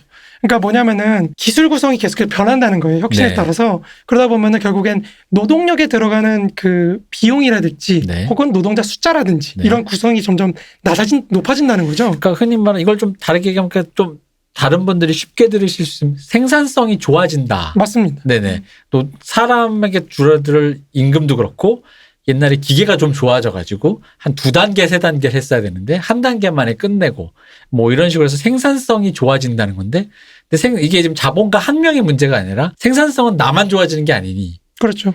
얘도 좋아지고 쟤도 좋아진데 그럼 서로 좋아진 사람이 시장에 나와서 경쟁을 하다 보면 당연히 전체가 이제 내려가게 되는 거예요. 내려가게 되면은 사실은 자본이 커지는 거거든요. 점점 전체 비용이 커지는 거예요. 그러니까 기계가 점점 비싸진다라고 생각하시면 그러니까 여기가 약간 이해가 잘 안 되는 거예요. 어떤지. 그러니까 내려가니까 전체가 자본이 커진다라는 게. 그러니까 예를 들어서 네. 우리 생각하면은 그러니까 우리 생산에서 인간을 갈아 넣어야 되는 지점들이 있잖아요. 네, 그래도 그렇죠. 영화 사업이나 이런 게 있잖아요. 그렇죠. 근데 그런 거를 점점 인간 노동력을 안 사용하게끔 예를 들어 됐다고 쳐보세요. 네네. 그 카메라가 자동으로 막 움직이고. 네, 가동을 움직이고 이러면은 거기서 사람은 안 쓰지만 거기서 들어가는 기계값이라든지 이런 게 점점 비율이 높아지는 거잖아요. 네, 네. 그렇죠. 그러면 내가 전체 자본을 100원을 들였을 때 거기서 생산수단이 차지하는 비중이 커졌다는 의미예요. 네, 그렇죠. 네네. 근데 이게 커졌을 때 아까 말씀드렸듯이 기존과 동일한 정도의 노동력을 사용하게 된다면 맞춰주려고 한다면은 왜냐면 자본가는 잉여 가치의 양을 추구를 하는 거잖아요. 네, 그렇죠. 그러면 잉여 가치의 양을 우리가 이 착취율이 100%라고 했을 때 50대 50을 생산을 해야 되는 거잖아요. 그러니까 잉여 가치 50을 생산을 해야 되는 건데 네. 이게 25로 줄었으면은 여기서 50이 되려면은 곱하기 2를 해줘야 되는 거예요. 그럼 자본은 200으로 늘어나는 거예요. 그래야 200대 50대 50이 되잖아요. 그래야지 최소한 100대 50대 50을 맞춰줄 수가 있는 거예요. 그러니까 거기가 약간 맞춰준다라는 게 그게 이게 와닿지가 잘 않아 가지고 이걸 뭘로 설명을 하면 좋을까? 영화 산업으로 치면 그러니까 사람이 점점 없다 이거죠. 노동자가 없는 영화 그렇죠, 현장. 그렇죠. 그럴 수 있어요. 뭐 카메라가 다 찍고 위험한 현장은 예를 들어 CG로 다 하겠다. 네네. 컴퓨터 그래픽에 AI가 CG를 다 구현해 심지어는. 그랬을 때 그렇게 해서 나온 제작비가 들어가는 근데 이제 그러려면은 그 생산 수단인 그 AI와 컴퓨터로 들어가는 돈은 돈대로 들어가겠지만 그렇죠. 돈대로 들어가죠. 그랬을 때 이 부분에서 이제 애매한 게 제가 상상이 잘 안 되는 게 전체 그 영화 제작비가 더 상승할 수도 있고 줄 수도 있거든요. 줄 수도 있는 거예요. 맞아요. 네. 지금 그 얘기를 하는 거예요. 그러니까 네. 마르크스는 기본적으로 는다고 하지만 네. 사실은 생산수단에 들어가는 상품 가격이 싸질 수가 있는 거거든요. 네네. 그렇죠. 예를 들어서 옛날에는 초기에는 컴퓨터가 비쌌단 말이에요. 그죠. 그러니까 컴퓨터형 그래픽을 도입하는 게 오히려 손해였어요. 손해일 수도 있는 네. 거예요. 근데 지금은 갈수록 컴퓨터 가격이 싸지거든요. 그죠. 그죠? 그러니까 이 경향은 사실은 앞서 말했듯이 마르크스는 기본적으로 생산수단 가격, 기계는 비싸진다고 생각을 해요. 아, 기계가 점점 비싸진다요? 네네, 점점 비싸진다는 그러니까 그게 제가 생각하는 상식과 조금 다른 느낌이 드는 맞아요. 거예요. 왜냐면은 우리가 보는 현실은 여러 무역이나 이런 여러 가지들이 개입을 해가지고 기본적으로 이미 상품 가격이 어느 정도 싸진 상태거든요. 그죠. 예. 네네. 싸지다 보니까 요즘에 사실은 컴퓨터로 사업을 하는 사람들 있잖아요. 예를 들어 네. 엔지니어라든지 네. 뭐 프로그래머라든지 이런 사람들 값은 대부분 인건비입니다. 그쵸. 인건비잖아요. 그죠. 그래서 여기에서는 사실 이윤율이 높아요. 사람만 잘 굴리면 되거든요. 근데 만약에 초창기라고 생각을 해보자고요. 네. 초창기에서는 기기값이 훨씬 비중이 커요. 더 비싸죠. 네, 뭐 예를 들어 90년대 영화라고 치면요. 네네. 네. 그러면은 여기서 이윤을 뽑아낸다는 거는 단순히 노동력만 갈아넣어서는 불가능해요. 내가 기계를 도입할 수 있을 정도의 재력이 이미 기준이 필요해요. 네. 그렇죠? 그거 자체는 들어가는 최소 자본이 커졌다는 걸 의미하는 거예요. 아. 그런 의미에서. 근데 그런 의미에서. 예, 그렇지만 이제 제가 지금 설명하는 것처럼 이윤율 저하라는 경향이 네. 사실 반대로 상품의 가격을 낮춰가지고 오히려 그 이윤율 저하를 막는 상쇄하는 그런 요인이 같이 작용한다는 거예요. 그건 또 거기서 또 살짝 또 막히고 그러니까 있습니다. 말하면 네. 컴퓨터가 처음에 비쌌는데 네. 컴퓨터를 갖고 컴퓨터 조작을 잘해가지고 공장 시설을 잘 만들어가지고 예를 네. 들어서 컴퓨터를 싸게 생산할 수 있게 됐다는 말이에요. 그러면은 컴퓨터를 갖고 뭘 하는 거의 비용은 점점 줄어들겠죠. 그죠. 그럼 거기서부터 인건비만 나가는 거예요. 그럼 또 이윤율을 또 그만큼 또 높고 올라가는 거죠. 이게 영화로 보면 딱 맞겠네. 그러니까 우리나라로 치면 90년대니까 쥐라기 공원이 가장 센세이션 CG로 된다. 맞아요. 근데 그거는 저 정도의 장비와 이 엔지니어가 필요한 그렇죠. 기술력도 필요하고 장비도 필요한 건 헐리우드만 가능하다. 맞아요. 요 얘기였잖아요. 그렇죠. 그런 얘기인 거죠. 그리고 한국에선 그걸 도입하느니 그런 사람도 없고 그런 기계도 없고 그걸 도입하는 것보단 사람이 갈아서 그렇죠. 갈려나가는 실제로 것이 싸다는 화약을 거죠. 터트리는 게 더 쌌단 말이죠. 맞습니다. 근데 이게 더 기술이 더 발전하면서 더 싸지고 이게 그렇게 되면서 그걸 안 하다가 컴퓨터가 싸지고 그렇죠. 기술이 보편화되면은 이제는 실제로 화약을 터트리는 것보단 컴퓨터로 하는 게 훨씬 더 빠르고 안전할 수 있다. 그렇죠. 그럼 그렇게 되면은 그건 이제 거의 이제 컴퓨터에 대한 가격은 거의 뭐랄까 점점 싸지면 이제 거의 상수가 되니까 그럼 아까 말씀드린 인건비만 딱 들으니까 그럼 이윤율이 좀 더 다시 높아지는. 그렇죠. 다시 높아질 수가 있는 거죠. 아. 그러니까 이윤율 저하라는 게 사실은 생산이라는 건 아까 말했듯이 생산수단과 노동력의 결합으로 나타나는 건데 네. 이렇게 해서 생산한 게 다시 영향을 미치는 거예요. 그러면 이윤율 저하라는 게 생산수단을 낮출 수도 있겠죠. 가격을 낮춰서 생산수단의 비중을 낮춰가지고 이윤율을 높일 수도 있고 반대로 노동력의 가격을 낮춰서 또 네. 노동력의 가격을 높여서 높일 수도 있겠죠. 또 아니면 노동력을 더 착취를 많이 해가지고 잉여가치 자체를 높일 수도 있잖아요. 네. 그러면 또 이윤도 늘어날 거 아니에요. 그렇죠. 네네.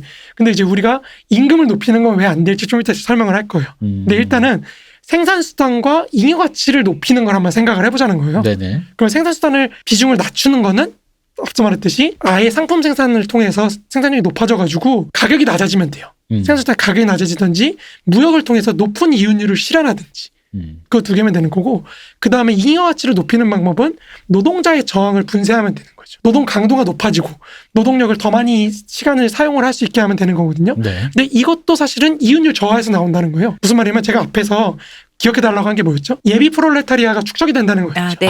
예. 실업자가 네, 된다. 실업자가 된다. 너 말고도 할 사람 많아. 그렇습니다. 아. 그러면 노동자들을 바로 뭐 너 아니면 할 사람 많아. 해고하고. 그렇죠. 그러면 노동자에 대한 착취를 강화할 수가 있거든요. 네. 그러면 잉여가치가 늘어날 수가 있죠. 그렇죠. 네. 그리고 더 나아가서 이것 자체가 사실은 자본이 사용할 수 있는 생산수단과 이 노동력 상품이라는 걸 더 많이 만들어주는 거예요. 그러니까 예를 들어 노동자를 더 착취를 쉽게 만들었어요. 그 상대적 과잉과 축적이 돼가지고 노동력의 사용이 더 쉬워졌어요. 네, 그렇죠. 싼 임금에 막 네네. 인구도 실업자가 많고. 많아져서. 네, 그렇다고 쳐보자고요. 네. 그러면은 기존에 이 생산에 진입할 수 없었던 분야들 있잖아요. 예를 들어서 사람을 많이 사용해야 돼요. 그런 분야들이 이윤을 창출하기 시작하는. 그 예를 들어 계속 영화 얘기를 하자면 영화 얘기를 하셔도 될 것 같아요. 그 중국은 진짜 CG가 아닌 사람으로 황후와 그쵸. 같은 거 찍을 네. 때 그 병사들이 진짜 CG가 아니라 사람이잖아요. 정말로 그 사람들 다 옷을 입혀서 그러니까 군사를 다 했는데 안 됐는데 이제 그 산업에서 갈아 넣을 수 있을 정도가 되면 그렇죠. 사람값이 싸지니까. 사람값이 네. 싸지고 CG보다 더 싸니까 그러면 그냥 차라리 1000명 불러서 그렇죠. 옷 입혀가지고 떼샷을 만들면 되는 문제. 그렇죠. 그런 네. 문제로 되는 거죠. 그러면 이제 거기서도 이윤이 나기 시작하겠죠. 네. 특히 새로운 산업 분야는 노동력이나 이런 게 많이 필요하거든요. 그죠. 새로 나타나는 분야는 이윤율이 아직 높기 때문에 유기적 구성이 낮잖아요. 사람으로 많이 갈려 나가거든요. 그죠. 그러니까 그 흔히 말하는 이런 거로 볼 수 있는 거잖아요. 왜 엘리베이터 걸 그렇죠. 그런 거죠. 그런 거 그냥 눌러주는 사람. 네. 그러니까 지금이라면 상상할 수 없는 굉장히 잉여로운 노동력의 사용. 네네. 뭘 틀어주는 사람, 뭘 해주는 심지어 그거 뭐죠? 이병헌 씨 그 오른손 그거. 그거. 나이트 화장실에서. 나이트 화장실 그런 거. 그쵸. 수건 주는 가격으로. 안마 잠깐 해주시고 그런 거. 그러니까 이게 재밌는 게요. 네. 자영업을 해보면 이런 걸 많이 느껴요. 그러니까 무슨 말이냐면은 처음에 개업했잖아요. 네. 개업하고 한두 달을 알바를 했어요. 근데 그 뒤로는 알바를 안 했어요. 내가 익숙해지면은 사장이 자기 몸으로 때워요. 그럼 이제 노동력은 관련 또 쫓겨나는 거죠. 계급 문제도 섞여 있긴 하지만 왜 인도에서 화장실에서 휴지 같은 걸 주는 그 불가촉 천민 계급 쪽에 사람들이 아직 있다 그래요. 근데 이거를 아니 사람이 그냥 뽑아 쓰거나 하면 되지 왜 그렇게 해라고 했을 때 그 사람들은 원체 임금이 싸니까 얘들 쓰는 게 더 싸. 뭐 이런 얘기 있잖아요. 더 싸니까 이걸 하는 거잖아요. 맞습니다. 네. 그러니까 이게 예전에 제가 말씀드린 거 다시 한번 세계경제사 얘기 한번 드렸잖아요. 거기서 영국이 산업혁명의 기계를 도입하게 된 계기가 네. 임금이 높아져서. 임금이 높아졌어. 네, 맞아요. 그 말씀하셨었죠. 그걸 없애려고. 그러니까 기계의 도입이 노동력의 잉여로움을 만드는 거예요. 근데 이제 중국이 그 사람이 이제 설명하는 게 중국이 산업혁명이 안 된 거. 인간이 너무 싸서. 그렇죠. 노동력 값이 너무 넘치니까 굳이 기계를 도입할 필요가 없이 인간을 굴리면 돼요. 노동력을 갈아내면 되거든요. 우리 예를 들어서 지금도 논의가 되는 게 뭐냐면은 주차장. 네. 주차장에서 관리하시는 관리하시는 분 있잖아요. 선진국 같은 데는 이제 기계로 그걸 다 대체를 하는데 한국은 여전히 사람을 쓰는 게 사람값이 싸니까. 그렇죠. 그거를 흔히 말하는 설비라는 생각으로 하면 그걸 하기 위해서 만약에 전자 그걸로 하면 설비를 도입한다라는데 생각만 해도 지금 요즘 2020년 기준으로 그러려면 또 사람 하나 그냥 저기 조그마한 사무소에 사람 하나 쓰는 게 낫지. 이 뭐 무슨 카메라 뭐 이렇게 그렇죠, 그렇죠. 아마 안 될 일이야. 약간 지난한 느낌이 확 들면서 이 느낌이 확 이해가 되네요. 그러니까 이런 식으로 이윤율 저하라는 게 한편으로는 생산수단을 싸게 해주는 거, 그리고 외국에서 더 많은 이윤을 실현하는 것과 함께 함으로써 이제 생산수단을 활용하기 쉽게 만들어주지만 동시에 또 노동력도 사용하기 쉽게 만들어주는 게 있다는 거죠. 네. 그렇게 서로 이윤율 저하가 이윤율 저하를 막는 경향을 낳기도 하는 거예요. 그럼으로써 새로운 산업이 또 창출되고 거기서 또 이윤율이 더 높은 게 또 실현이 되면서 자본주의가 더 발전해 나가요. 그렇죠. 그러다가 결국은 주차장 그 관리하는 그 시스템을 개발하는 산업이 또 발달되면서 그렇죠. 그러면서 또 그거에서 하다 보니 IT가 살 길이다 하면서 또 이렇게 하면서 사람이 몰리고 뭐 이제 이럴 수 있겠네요. 그렇죠. 그런 식으로 이제 이윤율 저하가 이윤율 저하를 막는 그런 요인을 낳는다는 거죠. 여기서 이제 A는 not A가 되는 그런 이 변제법의 오묘한 원리가 여기서 나타난다는 거죠. 그렇군요. 근데 그렇게 되면은 자 공항으로 어떻게 가는 겁니까? 왜냐면 지금 말씀하시는 것만 들으면은 자본주의는 마치 자기 보호와 자기 수정의 능력이 있는 것처럼 들려요. 맞습니다. 맞아요. 그러니까 이러니까 마르크스가 이해하기 어렵다는 거예요. 이러니까 사람들이 그래서 망한다는 거야, 뭐야? 그러니까요. 망하면 언제요? 망한다는 거야? 어떻게 되는 거야? 그 말씀드리면 캡틴 아메리카 같아요. 술에도 안 취하고 상처라도 금방 낫고. 근데 캡틴 아메리카 언젠가 죽을 거야. 진짜 죽어? 안 죽는 것 같은데? 그렇죠. 이런 느낌. 우리가 먼저 그걸 보기 전에 한 가지 또 의문이 생기잖아요. 그러면 생산이라는 게 생산수단과 노동력과 그리고 잉여 가치로 구성되어 있다고 할 때 그럼 노동력의 가치를 높이면 되는 거 아니야? 그러면 유기적 구성이 낮아지잖아. 비율이 높아지니까. 네. 그러면 되는 거 아니에요? 라고 할 수 있지만 우리가 일부에서 말씀드렸다시피 이제 그런 게 이제 칼레츠키 같은 사람들이죠. 그러니까 복지국가 했던 분들이 사실 그런 식으로 유효수요 같은 걸 높여가지고 실현이 잘 되게 하면 된다. 그럼 과잉 생산도 없고 우리가 조정을 할 수가 있다. 뭐 이런 걸로 되는 건데 그 일부에서 말씀드렸다시피 마르크스는 사실은 유효수요의 원천을 자본가로 보는 거예요. 그러니까 임노동자의 임금도 사실은 자본가가 준 거거든요. 그렇죠. 네. 내가 돈 지불을 한 거거든요. 그러니까 수요 자체가 자본가로부터 나온다고 보기 때문에 마르크스는 이 자본가가 투자를 할 것이냐 말 것이냐 이게 중요하다는 거예요. 그러니까 이 자본가가 생산수단에 투자를 해가지고 그로 인해서 생산수단을 만들어내는 산업이 발달하는 거. 그럼 요걸 극단적으로 얘기하면 이렇게 생각하면 될까요? 그러니까 말씀하신 그런 복지국가니까 그러니까 말씀하신 임금을 높여서 그런 부분들을 제한을 하자라고 하는데 지금 제가 그 맞는 말이지 하도 저는 이제 뭐 잘 모르는 사람들 항상 A가 말하면 그 말이 맞지 하다가 B가 말하면 이런 느낌인데 말씀하신 걸 들어보면은 예를 들어 어떤 뭐 한국이란 나라가 있는데 우린 복지국가다. 임금 높인다. 근데 그랬을 때 자본가가 그럼 나 여기서 사업 안 할래 하면 그만인 거라는 얘기잖아요. 그렇죠. 그래서 한국이 그냥 텅 비어버린다. 그럴 수도 있죠. 네. 그러면 자본가에서 나오는 거니까. 네. 자본가가 안 주겠다. 나 여기서 안 할래. 안 줄 거야. 딴 나라 가서 사업할 거야. 그래서 거기가 복지 알아서 하세요. 나오는 데는 누가 줄진 모르겠지만 뭐 나오는 어쨌든 니들끼리 땅 파서라도 복지하세요라고 하면서 모든 게 떠버리면 거기가 무주공사인 마르크스가 말하는 게 거의 이런 얘기 같거든요. 그렇죠. 거의 그런 수준이죠. 네. 그러니까 왜냐하면 실제로도 복지국가가 망하는 가장 큰 이유가 뭐냐면 1945년 이후 여러 번 말씀드렸던 것 같은데 45년 이후에 자본 수출의 형태가 바뀌어요. 그러니까 옛날에 레닌이 제국주의론 얘기하던 시절에는 대부분 금융이 가요. 돈 빌려주고 네. 후진국들한테 돈 빌려주고 거기서 그 이자 받아먹고 이런 걸 하고 금융이 많이 갔다면은 1945년 이후부터는 그런 식으로 임금이 높아지고 선진국의 임금이 높아지고 네. 이렇게 되다 보니까 산업 자체가 이동을 해버려요. 그렇죠. 산업 자체가 그렇죠. 이동을 하다 보니까 복지국가가 사실 망하는 것도 그런 거예요. 산업 자체가 빠져나가 버리거든요. 그러니까 예. 그런 식으로 빠져나가다 보니까 어느 순간이 되면은 그러니까 우리가 신자유주의를 막 굉장히 비판을 하잖아요. 사실 한국 진보나 특히 선진국 좌파들은 신자유주의를 엄청나게 비판을 하거든요. 이게 뭐 사회를 굉장히 악랄하게 만들었고 뭐 이러는데 이거를 전체 세계적인 차원에서 보자고요. 그러면 선진국으로부터 산업이 계속해서 이동해가지고 후진국에서는 경제 발전이 일어나는 거예요. 네. 그러니까 전체적인 차원에서 보면 노동자 숫자가 늘어나는 거예요. 산업이 경제성이 네네. 발전하고 생활 수준이 다 올라가고. 그러니까 이게 기본적으로 그 대처나 이런 사람들이 했던 신자유주의가 저는 개인적으로 어떻게 보냐면은 산업 자본이 그런 식으로 빠져나가다 보니까 이거를 조정을 할 필요가 생기는 거예요. 뭐 어쨌든 임금을 깎든 아니면 복지를 줄이든 해가 비용을 줄여가지고 조정을 해야 되는데 조정이 안 되는 거예요. 노조나 이런 것들이 다 있으니까 복지 체계가 있으니까. 이럴 때 이제 신자유주의적으로 이걸 박살을 내는 게 대처나 이런 사람들의 행위라는 거죠. 그러니까 결과라는 거예요. 제가 볼 때는. 네. 산업 이동의 결과인 거지 네네. 신자유주의가 원인이 아니라는 거예요. 제가 볼 때는.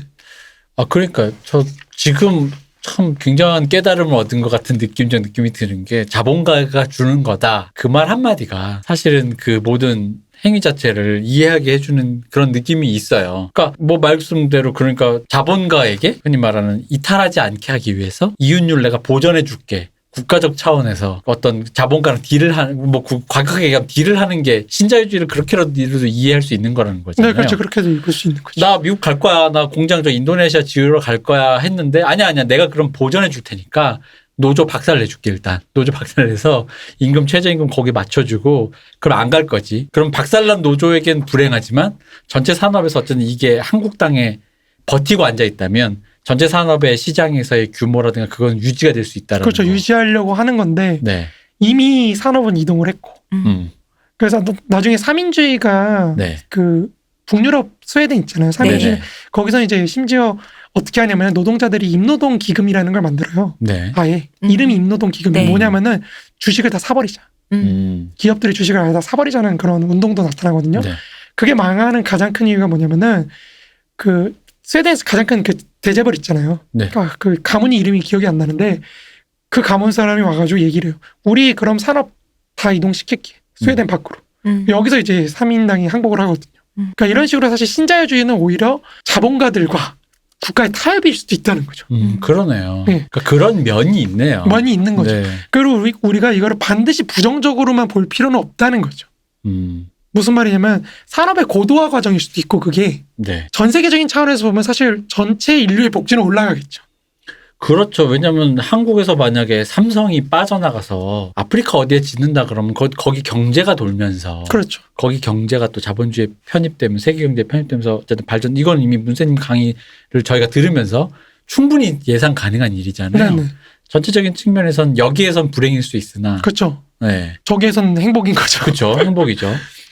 이렇게 자본주의가 나쁩니다. 한 사람 한 민족의 불행이 다른 민족의 행운으로. 근데 전체 또 세계 경제 편에서 보자면은 또 어떤 이윤의 상승, 이윤의 확대로 그렇죠. 볼 수도 있는 그렇죠. 거잖아요. 자본주의적 생산의 확대로 볼 수도 있는 거죠. 네. 그러니까 그런 식으로 확대되는 겁니다. 그래서 그러니까 노동자의 입장에서 보면 그건 정말 불운인 거잖아요. 지금 상황이. 근데 우리 입장에서 보면 그쵸. 그렇죠. 우리 입장에서. 우리 여기 거기 그 나라에 사는 노동자 입장에서 너무 불운인데 그런 것을 다 조정하고자 근대 국가가 그래서 그런 역할을 하고 있다라는 말씀 지금 계속 하고 계시는 거잖아요. 그렇죠, 그렇죠. 그런데 여기서 다시 한번 들어가서 그러니까 아프리카의 노동자와 일자리를 방금 얻으신 당신과 그 일자리 때문에 내가 지금 실업자가 된 나님이 연대를 그쵸. 맞습니다. 만국의 노동자 이렇게 연대를 해야 이래 되는 만국의 것이죠. 노동자가 바로 이렇게 돼야 되는데 안 되지. 요 그게. 사이에 또 우리 또 과거와 잠깐 복습하려면 너희 이디오피아 이놈들 그렇죠, 그렇죠. 이 민족주의와 그렇죠, 근대 민족 그렇죠. 국가가 우리 이게 이디오피아니까 좀 감이 안 돼. 이게 베트남이나 이 그렇죠. 약간 이렇게 동남아에 대한 어떤 동남아. 혐오나 이런 걸로 맞아요. 갈 수 있는 거죠. 대만 이렇게 가가지고 이제 그렇게 해야 되는 거죠. 그러니까 오히려 사실 마르크스가 볼 때 단기적인 임금 상승은 네. 자본가로 하여금 자본을 투자하고자 하는 욕구를 제한할 수도 있는 거예요. 그쵸.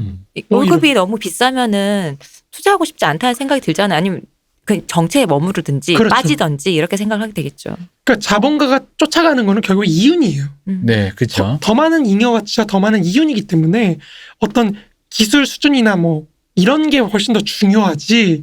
사실 임금이 올라가고 내려가는 건 오히려 단기적으로는 더 불행한 결과를 낳을 수도 있는 겁니다. 그리고 심지어 마르크스는 사실 임금이 올라간다 그랬을 때 그러니까 대자본과 소자본한테 또 다르게 나타난다 그래요. 그 충격이. 일괄적으로 자본한테 그쵸. 일괄적으로 나타나는 게 아니고 예를 들어 우리도 그렇지만 사실은 임금이 올라가면 죽어나는 건 소자본입니다. 그렇죠. 일단은 인건비가 맞아요. 올라가면 돈 없는 사람들이 죽어나가지 네. 대자본은 사실 그렇게 큰 차이가 없거든요. 이미 어차피 그 사람들 임금 많이 주고 있어요. 맞아요. 제가 현 정부를 비판하는 건 아닙니다. 오해하지 마십시오. 아니 삼성 연봉이 좋으니까요. 카페 시급보다 삼성 연봉이 뭐 그런 얘기죠. 뭐 그렇죠. 네. 그러니까 단기적으로 봤을 땐 사실은 어차피 창출하는 잉여 가치는 같거든요. 네. 그 잉여 가치에서 얼마를 임금으로 가져가는 거고 나머지는 이윤으로 가져가는 건데 네. 그 잉여 가치 자체에 근본적인 변화가 없는 상태에서 임금의 비중이 늘어나면 당연히 이윤이 줄어들겠죠. 그렇죠. 그렇죠. 그럼 이윤율 저하가 단기적으로 나타나겠죠. 그렇죠. 단기적인 차이에서 오히려 이윤율 저하라는 벽을 더 높이는 역할을 한다는 겁니다. 그러면 자본가의 의지에 대한 문제가 생기는 거잖아요. 그렇죠, 그렇죠. 내가 여기서 가 말어. 그렇죠. 만약에 계속 간다면 여기서는 하면 안 되겠다. 그런 생각이 들 수도 네. 있는 거고. 그러니까 근데 오해하지 말아야 될 거는 마르크스가 그래서 역시 그럼 임금은 다 낮춰야 돼. 노동자들 다 임금 깎고 뭐 이렇게 주장한 건 아니라는 거. 아까 그건 주장이라기보다는 이런 거겠죠. 그러니까 냉정하게 이게 돌아가는 로직이 뭐 심리적이든 네. 구조적이든 간에 냉정하게 이게 사실 그렇게 돌 수밖에 없다라는 거잖아요. 그렇죠. 그런 측면이 있다는 예. 거죠. 특히 이게 우리가 지금은 그냥 일반적인 원리만 얘기하다 보니까 그냥 추상적으로 생산자본, 유통자본 놓고 얘기를 하는 거지만 이게 국가들 간의 경쟁이라는 게 끼어들기 시작하면은 그쵸. 네, 그죠. 걷잡을 수가 없죠. 그러니까 예를 들어 동남아랑 사실 임금으로 경쟁할 수는 없어요. 우리 그쵸. 지금 이 상황에서. 네. 그럼 우리 진짜 완전히 생활 수준 박살나거든요. 노동자들. 근데 어쨌든 그쪽이 임금이 낮다 보니까 산업이 이동하는 걸 막을 수가 없어요. 자본 입장에서는. 네. 언제까지 대구에서 신발 공장 돌릴 수는 없거든요. 그렇죠. 가발 공장 돌리고. 저가 2000년대 초에 한국 애니메이션 사업이 이제 그 하청이 거의 다 빠질 때, 하청이라는 것 자체가 거의 다 없어질 때쯤에 그걸 눈으로 목격한 사람인데, 그때 이전에도 얘기했던 것 같은데 이런 적이 있었어요. 그때 막 중국이 뜨고 있었어요. 그러니까 일본 애니메이션이 다 중국으로 가더라. 그렇죠. 근데 중국은 이제 헤드급이 없으니까 한국인을 헤드로 데려갔어요. 그러니까 한국인의 수많은 애니메이터들 중에 소수만이 헤드로 가는 거예요. 원래 여기서는 헤드가 아니었는데 여기 있을 때는 헤드가 오히려 일본에서 직접 왔었거든요. 옛날엔. 여기서 와가지고 고시원이나 모텔에서 먹고 자면서 이렇게 한국 애들한테 이렇게 그거 아니야 막 이랬었어요. 그런데 그게 이제 그거조차도 안 하게 되면서 일본인은 임금이 비싸니까 한국인을 헤드로 뽑아서 중국에 보냈거든요. 그게 더 싼 거죠. 외주에. 그럼 이제 더 밑에 그냥 근데 그게 웃긴 게 중국인은 인구가 너무 많으니까 엄청난 그 체육관 같은데 책상 놓고 맞아. 하는 거. 그래가지고 장난 아니다. 왜 24부, 23부를 한 시즌으로 보잖아요. 한 회가 보통 한 몇천 장 단위로 그려야 돼요. 한 모든 5천 장? 움직임을 다 그려야 네, 되니까요. 그래야 되니까. 그럼 뭐 몇천 장 단위의 그 평균치가 있는데 그게 이제 원래 한국에 오면 며칠이 걸렸다 이런 게 있는데 그게 예를 들어 일주일이었다 치면 그때 정말 놀랬던 게 한 화가 하루에 나온다 그랬어요. 천몇 장을 이제 중국에서는 사람이 하루에. 너무 많으니까 다 뿌려버리면 한 방에 그러니까 당연히 임금도 싼 데다가 그 생산 속도를 한국이 따라갈 수가 없는 거죠. 당연히. 이게 단지 숙련도가 높을 뿐인 거예요. 맞아요. 한국 애들이 퀄리티가 좋을 뿐이지. 그렇죠. 퀄리티는 근데 이건 숙련도의 문제거든요. 그렇죠. 그러니까 한국 애들이 가서 꼼꼼하게 그걸 하면 되는 거야. 그래가지고 여기 애니메이션 사업이 창작 애니메이션 해야 된다 이러다가 그거 못하고 그냥 외주만으로 연명하고 있었던 그 산업 구조가 창작으로 이제 한국 영화처럼 살아남질 못한 상태에서 하청이 딱 끊기니까 그 산업 자체가 이제 고사된 박살난 건데, 거죠. 네, 고사된 건데 그때 하여간 그 제가 아는 지인이 그래서 그 감독을 갔다 오셨어요 중국에 6개월 동안 네. 갔다 와서 그 말을 해주신 거예요. 중국이 도움이 되는 게 없어요. 한 회에 하루에 너무 막강해. 더 웃긴 건 그분이 그걸 하시면서 이건 잠깐 딴 얘기입니다. 그 무슨 그 공룡대전 같은 그런 전시 같은 거 하잖아요. 아, 그때 그 말씀 한번 해주셨어요. 네. 공룡대전 같은 걸 하는데 거기에도 잠깐 갔대요. 왜냐면 이분이 조속가 출신이어가지고 그 공룡을 10m짜리를 이렇게 만들어야 된대요. 그럼 원래 10m짜리 만들면 원래는 이제 조각을 하면 점점점 쌓아서 올라가서 왜 탑 같은 거에서 그 이렇게 돌아가면서 그 탑에서 이렇게 이거 해야 되지만 보통 그렇게 하는 거 파는 경우가 많대요. 아래로. 파서 아래로 파서 10m짜리 위로 올리는 조형물을. 것보다는 아래로 하는 게 더 이제 위로 시원하죠. 사다리를 올리는 것보단 아래로 파서 10m짜리 조형물을 거기서부터 이제 이렇게 하는 게 근데 파는 게 더 힘들지 않나요? 그렇지 그러니까 않나 그렇죠. 봐요. 그럴 수 있는데 그게 더 그러니까 힘들긴 하지만 삽으로 파보면. 효율적이다라고 했대요. 그래서 파면 제일 좋긴 한데 조금 힘들지 않을까 했더니 아 그렇습니까 했는데 그래서 그분이 했던 게 갑자기 불과 몇 시간 만에 트럭 한 3대가 오더래요. 사람을 태우고. 그 사람들한테 삽을 주는 것도 삽은 모자라서 홈이 마지막에 숟가락도 줬대요. 어머. 근데 그 사람들이 진짜로 파요? 한나절 만에 10m 다 파고 갔대. 사람이 너무 많아서. 역시 중국. 하루 만에. 그래서 내가 이런 걸 보고 왔어 이러는 거야. 하루 만에 애니메이션 한 화가 만들어지는 걸 보고 하루 만에 10m짜리 구호를 파는 걸 봤어. 라는 뻥치지마 그랬거든요. 너도 사진을 보여줬거든요. 인해 전술의 무서움이라. 무서움이네. 네. 그지 그런 식으로 이제 방금 말한 노동력이 이탈돼서 싼 노동력을 뭐 해서 이제 그런 류의 그냥 일종의 우스갯소리인데 그런 비슷한 농담 옛날에 우리 한국 전쟁 때 있었잖아요. 그 뭐 이게 인해 전술로 총 이렇게 앞에 죽고 그럼? 인해 전술 100만 명이 내려온 거야. 갖고 미군에서 중국군이 100만 명을 다 죽인 거야. 그래서 이제 미국 쪽의 대통령이 중국 거기 총리에 전화해서 시진핑이 주석한테 전화를 해서 어떡할 거냐 다 봤냐고. 근데 다음 날 또 100만 명이 또 내려오는 거야. 또 내려오는 거야. 매일매일 100만 내려. 그 다시 이제 반대로 전화해서 봤냐고 어떡할 거냐고 했다는 뭐 이런 농담 있잖아. 인해 전술의 무서움에 대한 농담. 그러니까 인구가 머리 쓰는 이게 괜히 대국이 아닙니다. 맞습니다. 네.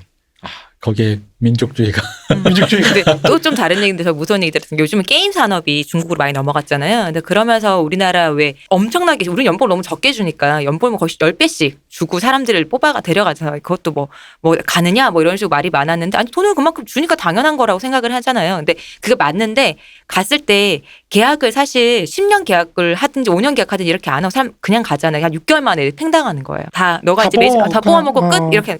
이게 웬일 이렇게 되는 경우가 중국에 지금 왕왕 있다는 거예요. 그렇게 가신 분들 중에서. 이게 애니메이션 그래요. 그래서 그거 계속 갈 줄 알았는데 그 그러니까요. 감독 가서 몇 번 연속으로 갔다 오신 분 별로 없어요. 그래서 이제 계약서를 처음에 쓸 때 차라리 연을 박았어야 되는데 연은 없고 연봉 많이 주겠다만 있었던 거지. 근데 그래서 금방 잘리고 돌아온 사람들이 이게 있더라고요. 노동력의 기본적인 수준이 어떤 네. 중국도 많이 공부시키고 이러다 보니까 그렇죠. 금방 뽑아먹으면 또 금방 뽑아. 관리자만 필요했던 건데. 근데 이 산업화라는 게 그러니까 규모가 파이가 커져서 산업이 일궈진다라는 측면이 어쨌든 그런 이윤율을 극대화시켜야지 자본도 들어오고 그렇죠, 막 그러잖아요. 제가 왜 이 얘기를 했냐면 이 얘기의 근원이 어디 있었냐면 중국으로 갈 때 마지막으로 제가 만났던 일본 작화 감독이 있어요. 젊은 친구인데 한국에 와서 이제 하고 있었던 그 친구가 투덜거리면서 했던 얘기가 지금 얘기랑 똑같아요. 아톰 그리신 데츠카 오사무께서 자기가 의사니까 자기는 별로 돈 많이 필요 없는 거야. 그러다 보니까 그 애니메이션이나 만화를 되게 야도를 쳤다 이거죠. 대치고 사무 때문이라고. 야도가 뭔가. 아도 후려쳤다고. 쳤다. 후려쳤다. 아래로. 아도 쳤다. 그러니까 월급이 오르지 않고 월급이 너무 적었던 이유가. 근데 그때 고착 때, 그러니까 그 예를 들어 그럴 수 있잖아. 난 의사니까 제작비 뭐 100만 원만 있으면 돼. 이런 식으로. 근데 원래는 1000만 원이 있을 수도 있는 건데 이런 식으로 해서 그 어떤 만화, 애니메이션 그런 생태계가 그러니까 기준을 만들어 버린 거예요.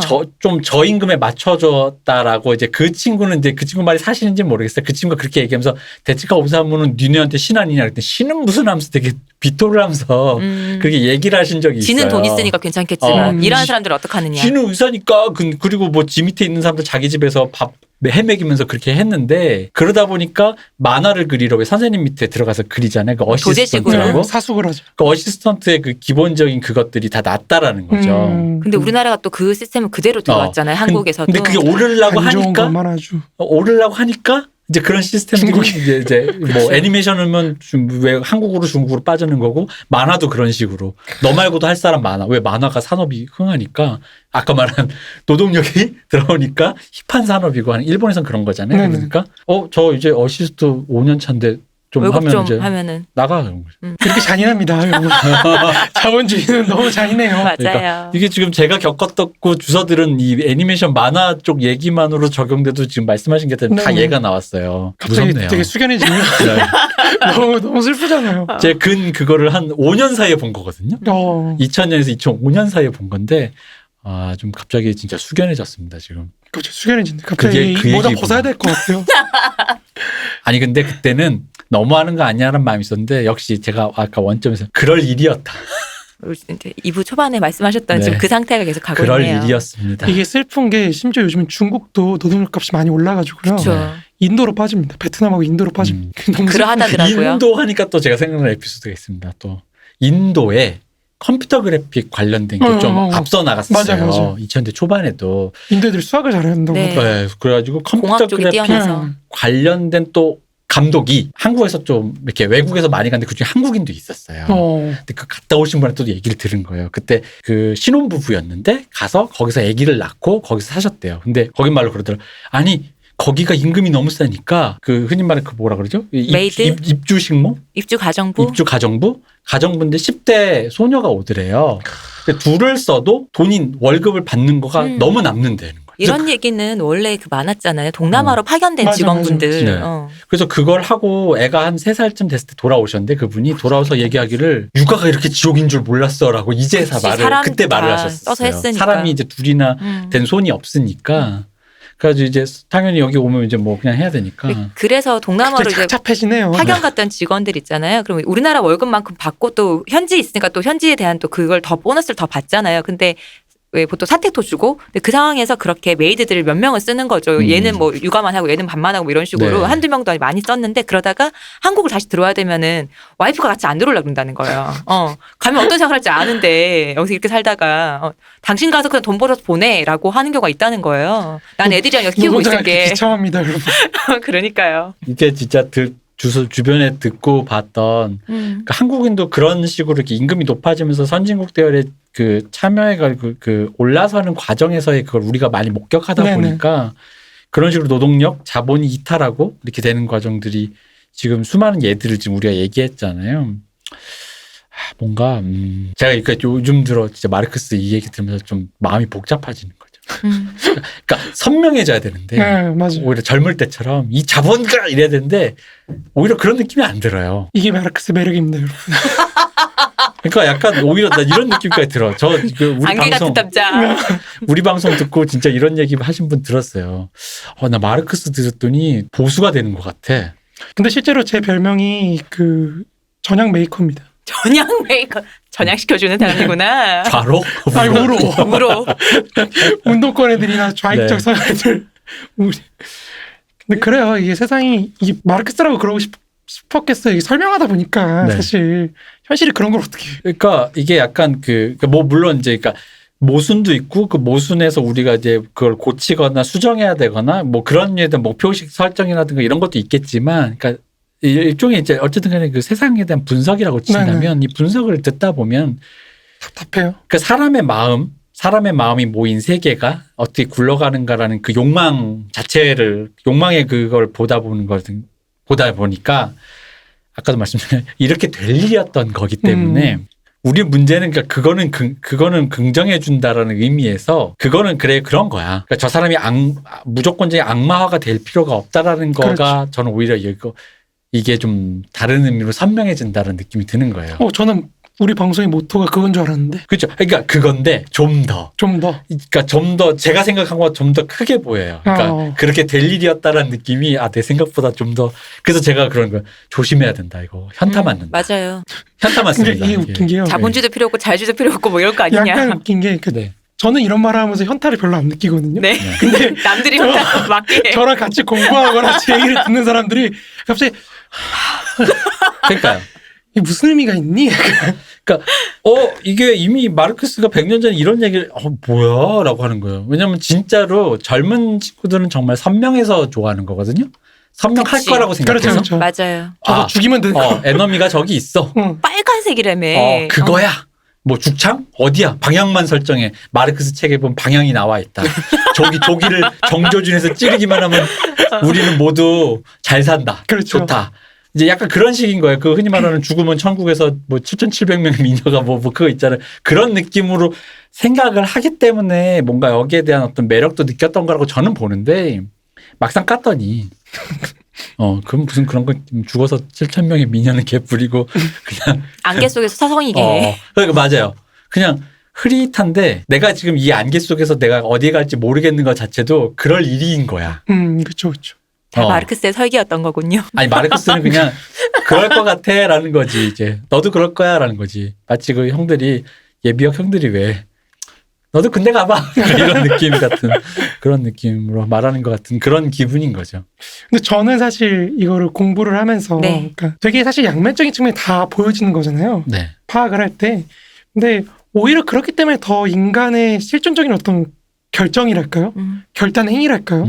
이런 게 더 중요해진다는 게 더 선명해지는 것 같아요. 맞아요. 네, 그러니까 그런 의미에서 제가 그래서 현타는 아마 분명 오긴 할 텐데 현타는 그냥 마치 주사 맞을 때 처음에 따끔한 거고 다른 그건 중요한 게 음. 아니니까 그걸 넘기셔야 된다고 좀 저는 방송을 들으시는 분들에게 공부하시는 분들에게 말씀을 드리고 싶은 거는 그치. 거죠. 이거 들어 무엇 이런 게 아니고. 왜냐면 저희 방송에 제가 제 느낌상으로 저희 방송에서 문세님 강의를 듣다 보면 여러 단계에서 아마 필히 야 이거 듣다 보니 내가 우익인데 약간 이런 거 있잖아요. 듣다 보니 나도 우익되는데 약간 이런 기분. 방금 우리도 오늘도 신자유주의 얘기하면서 뭐야 이거 신자유주의 뭐 빌리 엘리어트 보고 눈물 흘린 나는 뭐야 뭐 이런 느낌 있잖아요. 그럴 수 있죠. 그건 그거고. 그렇죠. 그건 그거고. 석탄을 못 캐는 그 빌리 아버지의 그 고통은 고통인 거고 또 그럴 일이었던 거고. 그렇다고 해서 제가 그 빌리 아버지 죽으셔야 돼요 이제 이렇게 얘기하는 건 아닙니다. 이제 일 안 하셔야 못 일 안 하셔야 하셔야 돼요. 돼요. 이렇게. 그러니까요. 예, 그러니까 참 이게 나를 가운데에 놓고 그렇죠. 어른들이 옛날 선비들이 뭐 그런 거 하라는 게 마음을 다 잡으라는 게 참 이런 것 같네요. 맞습니다. 공부든 뭐든 간에 그건 그거고 이건 이거다라는 거를 근데 좀 조심해야 됩니다. 네. 저는 그래서 또 중요하다 생각이 드는 게 문세님이 본인이 강의하실 때 이제 말씀 주변에 하면은 본인은 안 흔들린다 남들이 흔들린다 그랬잖아요. 그래서 중요한 게 그러면 공부를 끝까지 하는 게 중요하다 생각이 들어요. 어느 정도까지는 해야지 중간에 하다 보면 이게 사람이 자꾸 흔들린단 말이에요. 그런데 그러면 거기서 멈출 게 아니고 차라리 이걸 더 가야지 저렇게 심지고든 사람이 되는구나라는 생각이 들어요. 좀 자주 흔들리는 것 같긴 한데. 어느 쪽으로 갈지 모르겠지만 일단은 네. 오히려 확신이 흔들려야죠. 여러분, 확신이 그렇죠. 있는 사람이 제일 무서워요. 맞아요. 제일 무서워요. 네. 가다 말면 아니가만 못하니라. 네. 흔들리면서 계속 의심하면서 가는 맞아요. 사람이 맞습니다. 어느덧 뒤돌아봤더니 많이 와 있는 약간 그런 거죠. 돌아가야 되는데. 어쨌든 이 생산 그 제가 지금 오늘 사실 좀 얘기 살짝 샜지만 그 이윤율의 저하 여기 이 법칙 있잖아요. 이거 경향성의 법칙.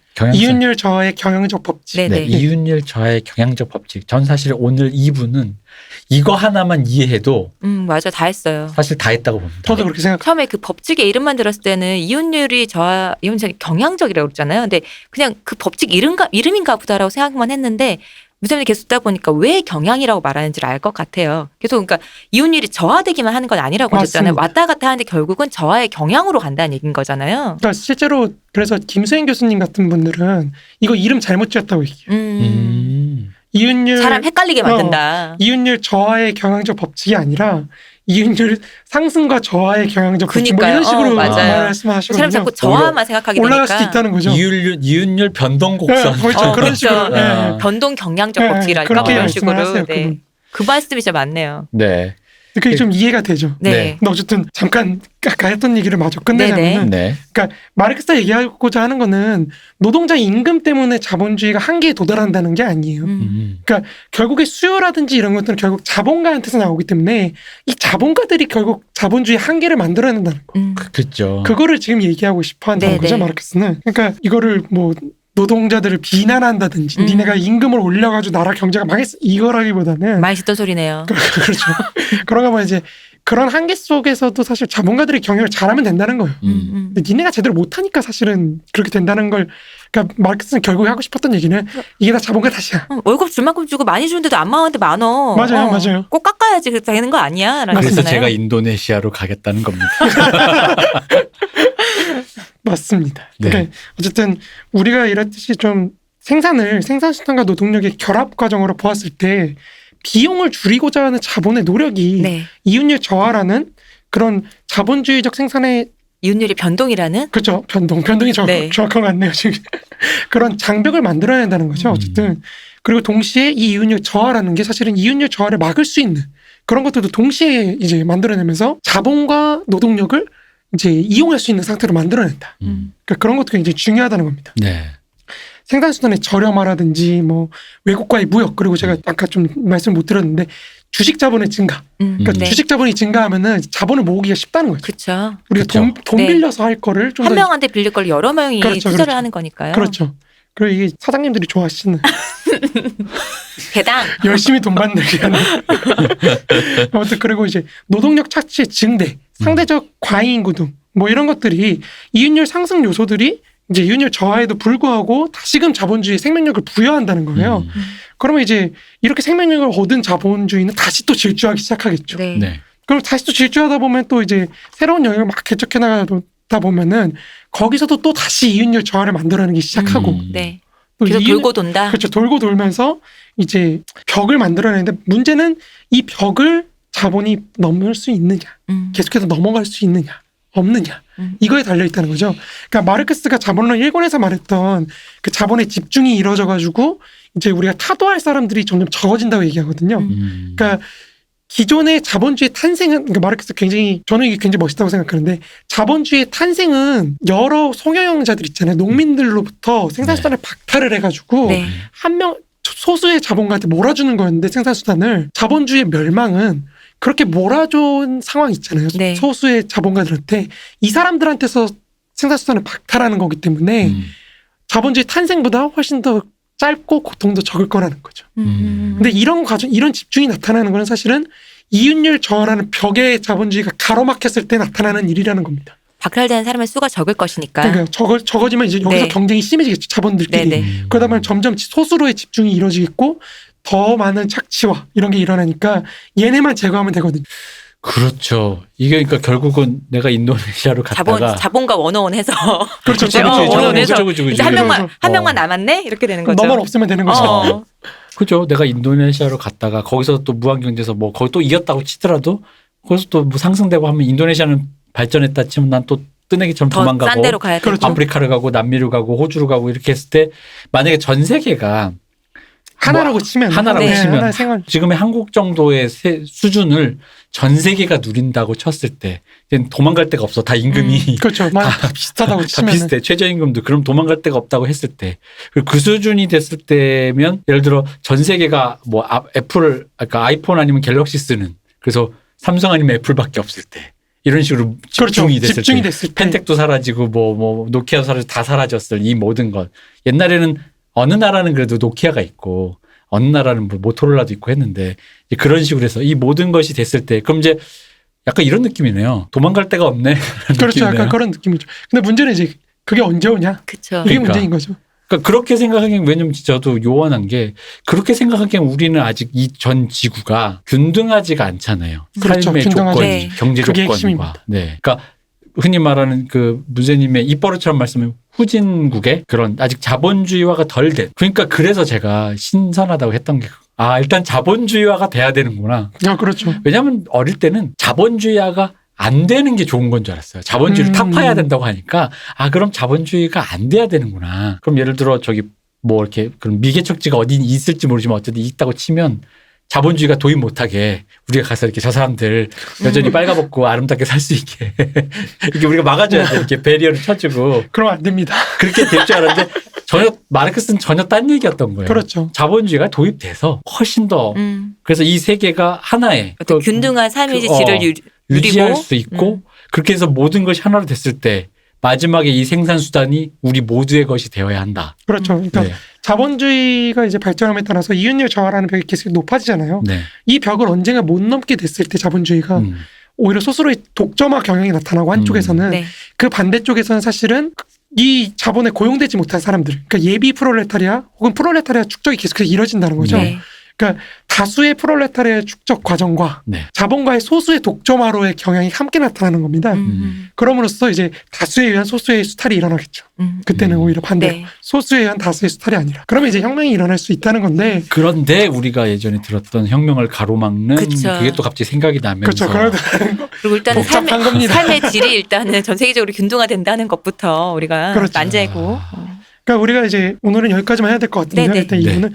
근데 나중에 수정주의자들이 비판하는 게 이런 거거든요. 마르크스가 말했던 그런 독점화 경향이나 이런 게 안 나타나지 않냐. 지금 자본주의 계속해서 발달하고 소자본가가 늘어나고 농민이 점점 더 번창하고 이러니까 마르크스 틀렸다라고 하는 거는 사실 마르크스 입장에서는 틀린 게 아니라는 거죠. 새로운 영역을 개척했을 뿐이에요. 그냥 자본주의가. 네. 그렇지만 언젠가는 벽에 부딪힐 수밖에 없다는 게 마르크스의 입장인 거고 그냥 그런 의미에서 이 사람은 사회주의가 필연이라고 보는 거고요. 근데 그거는 사실 우리가 지금이다 아니다를 결정하기 좀 애매해요. 제가 볼 때는. 제가 보기에는 이 말씀을 쭉 듣고 보니까 일단 내 살아생전 못 보겠구나라는 그렇죠. 생각이. 그러면 네. 이게 재밌는 게 뭐냐면 나중에 얘기했지만 마르크스도 그렇고 레닌도 그렇고 다 자기 생전에 안 온다고 생각해요. 살아생전 못 볼 것 같아요. 다음 일단. 세대가 네. 볼 것이다. 그렇게 생각하는데 어쨌든 이런 식이다 보니까 이제 마르크스는 자본주의가 갖고 있는 어떤 생명력 이게 계속 유지만 된다면 이윤율 저하를 그래서 막을 수만 있다면 자본주의는 계속 발전할 수 있다고 본다는 거죠.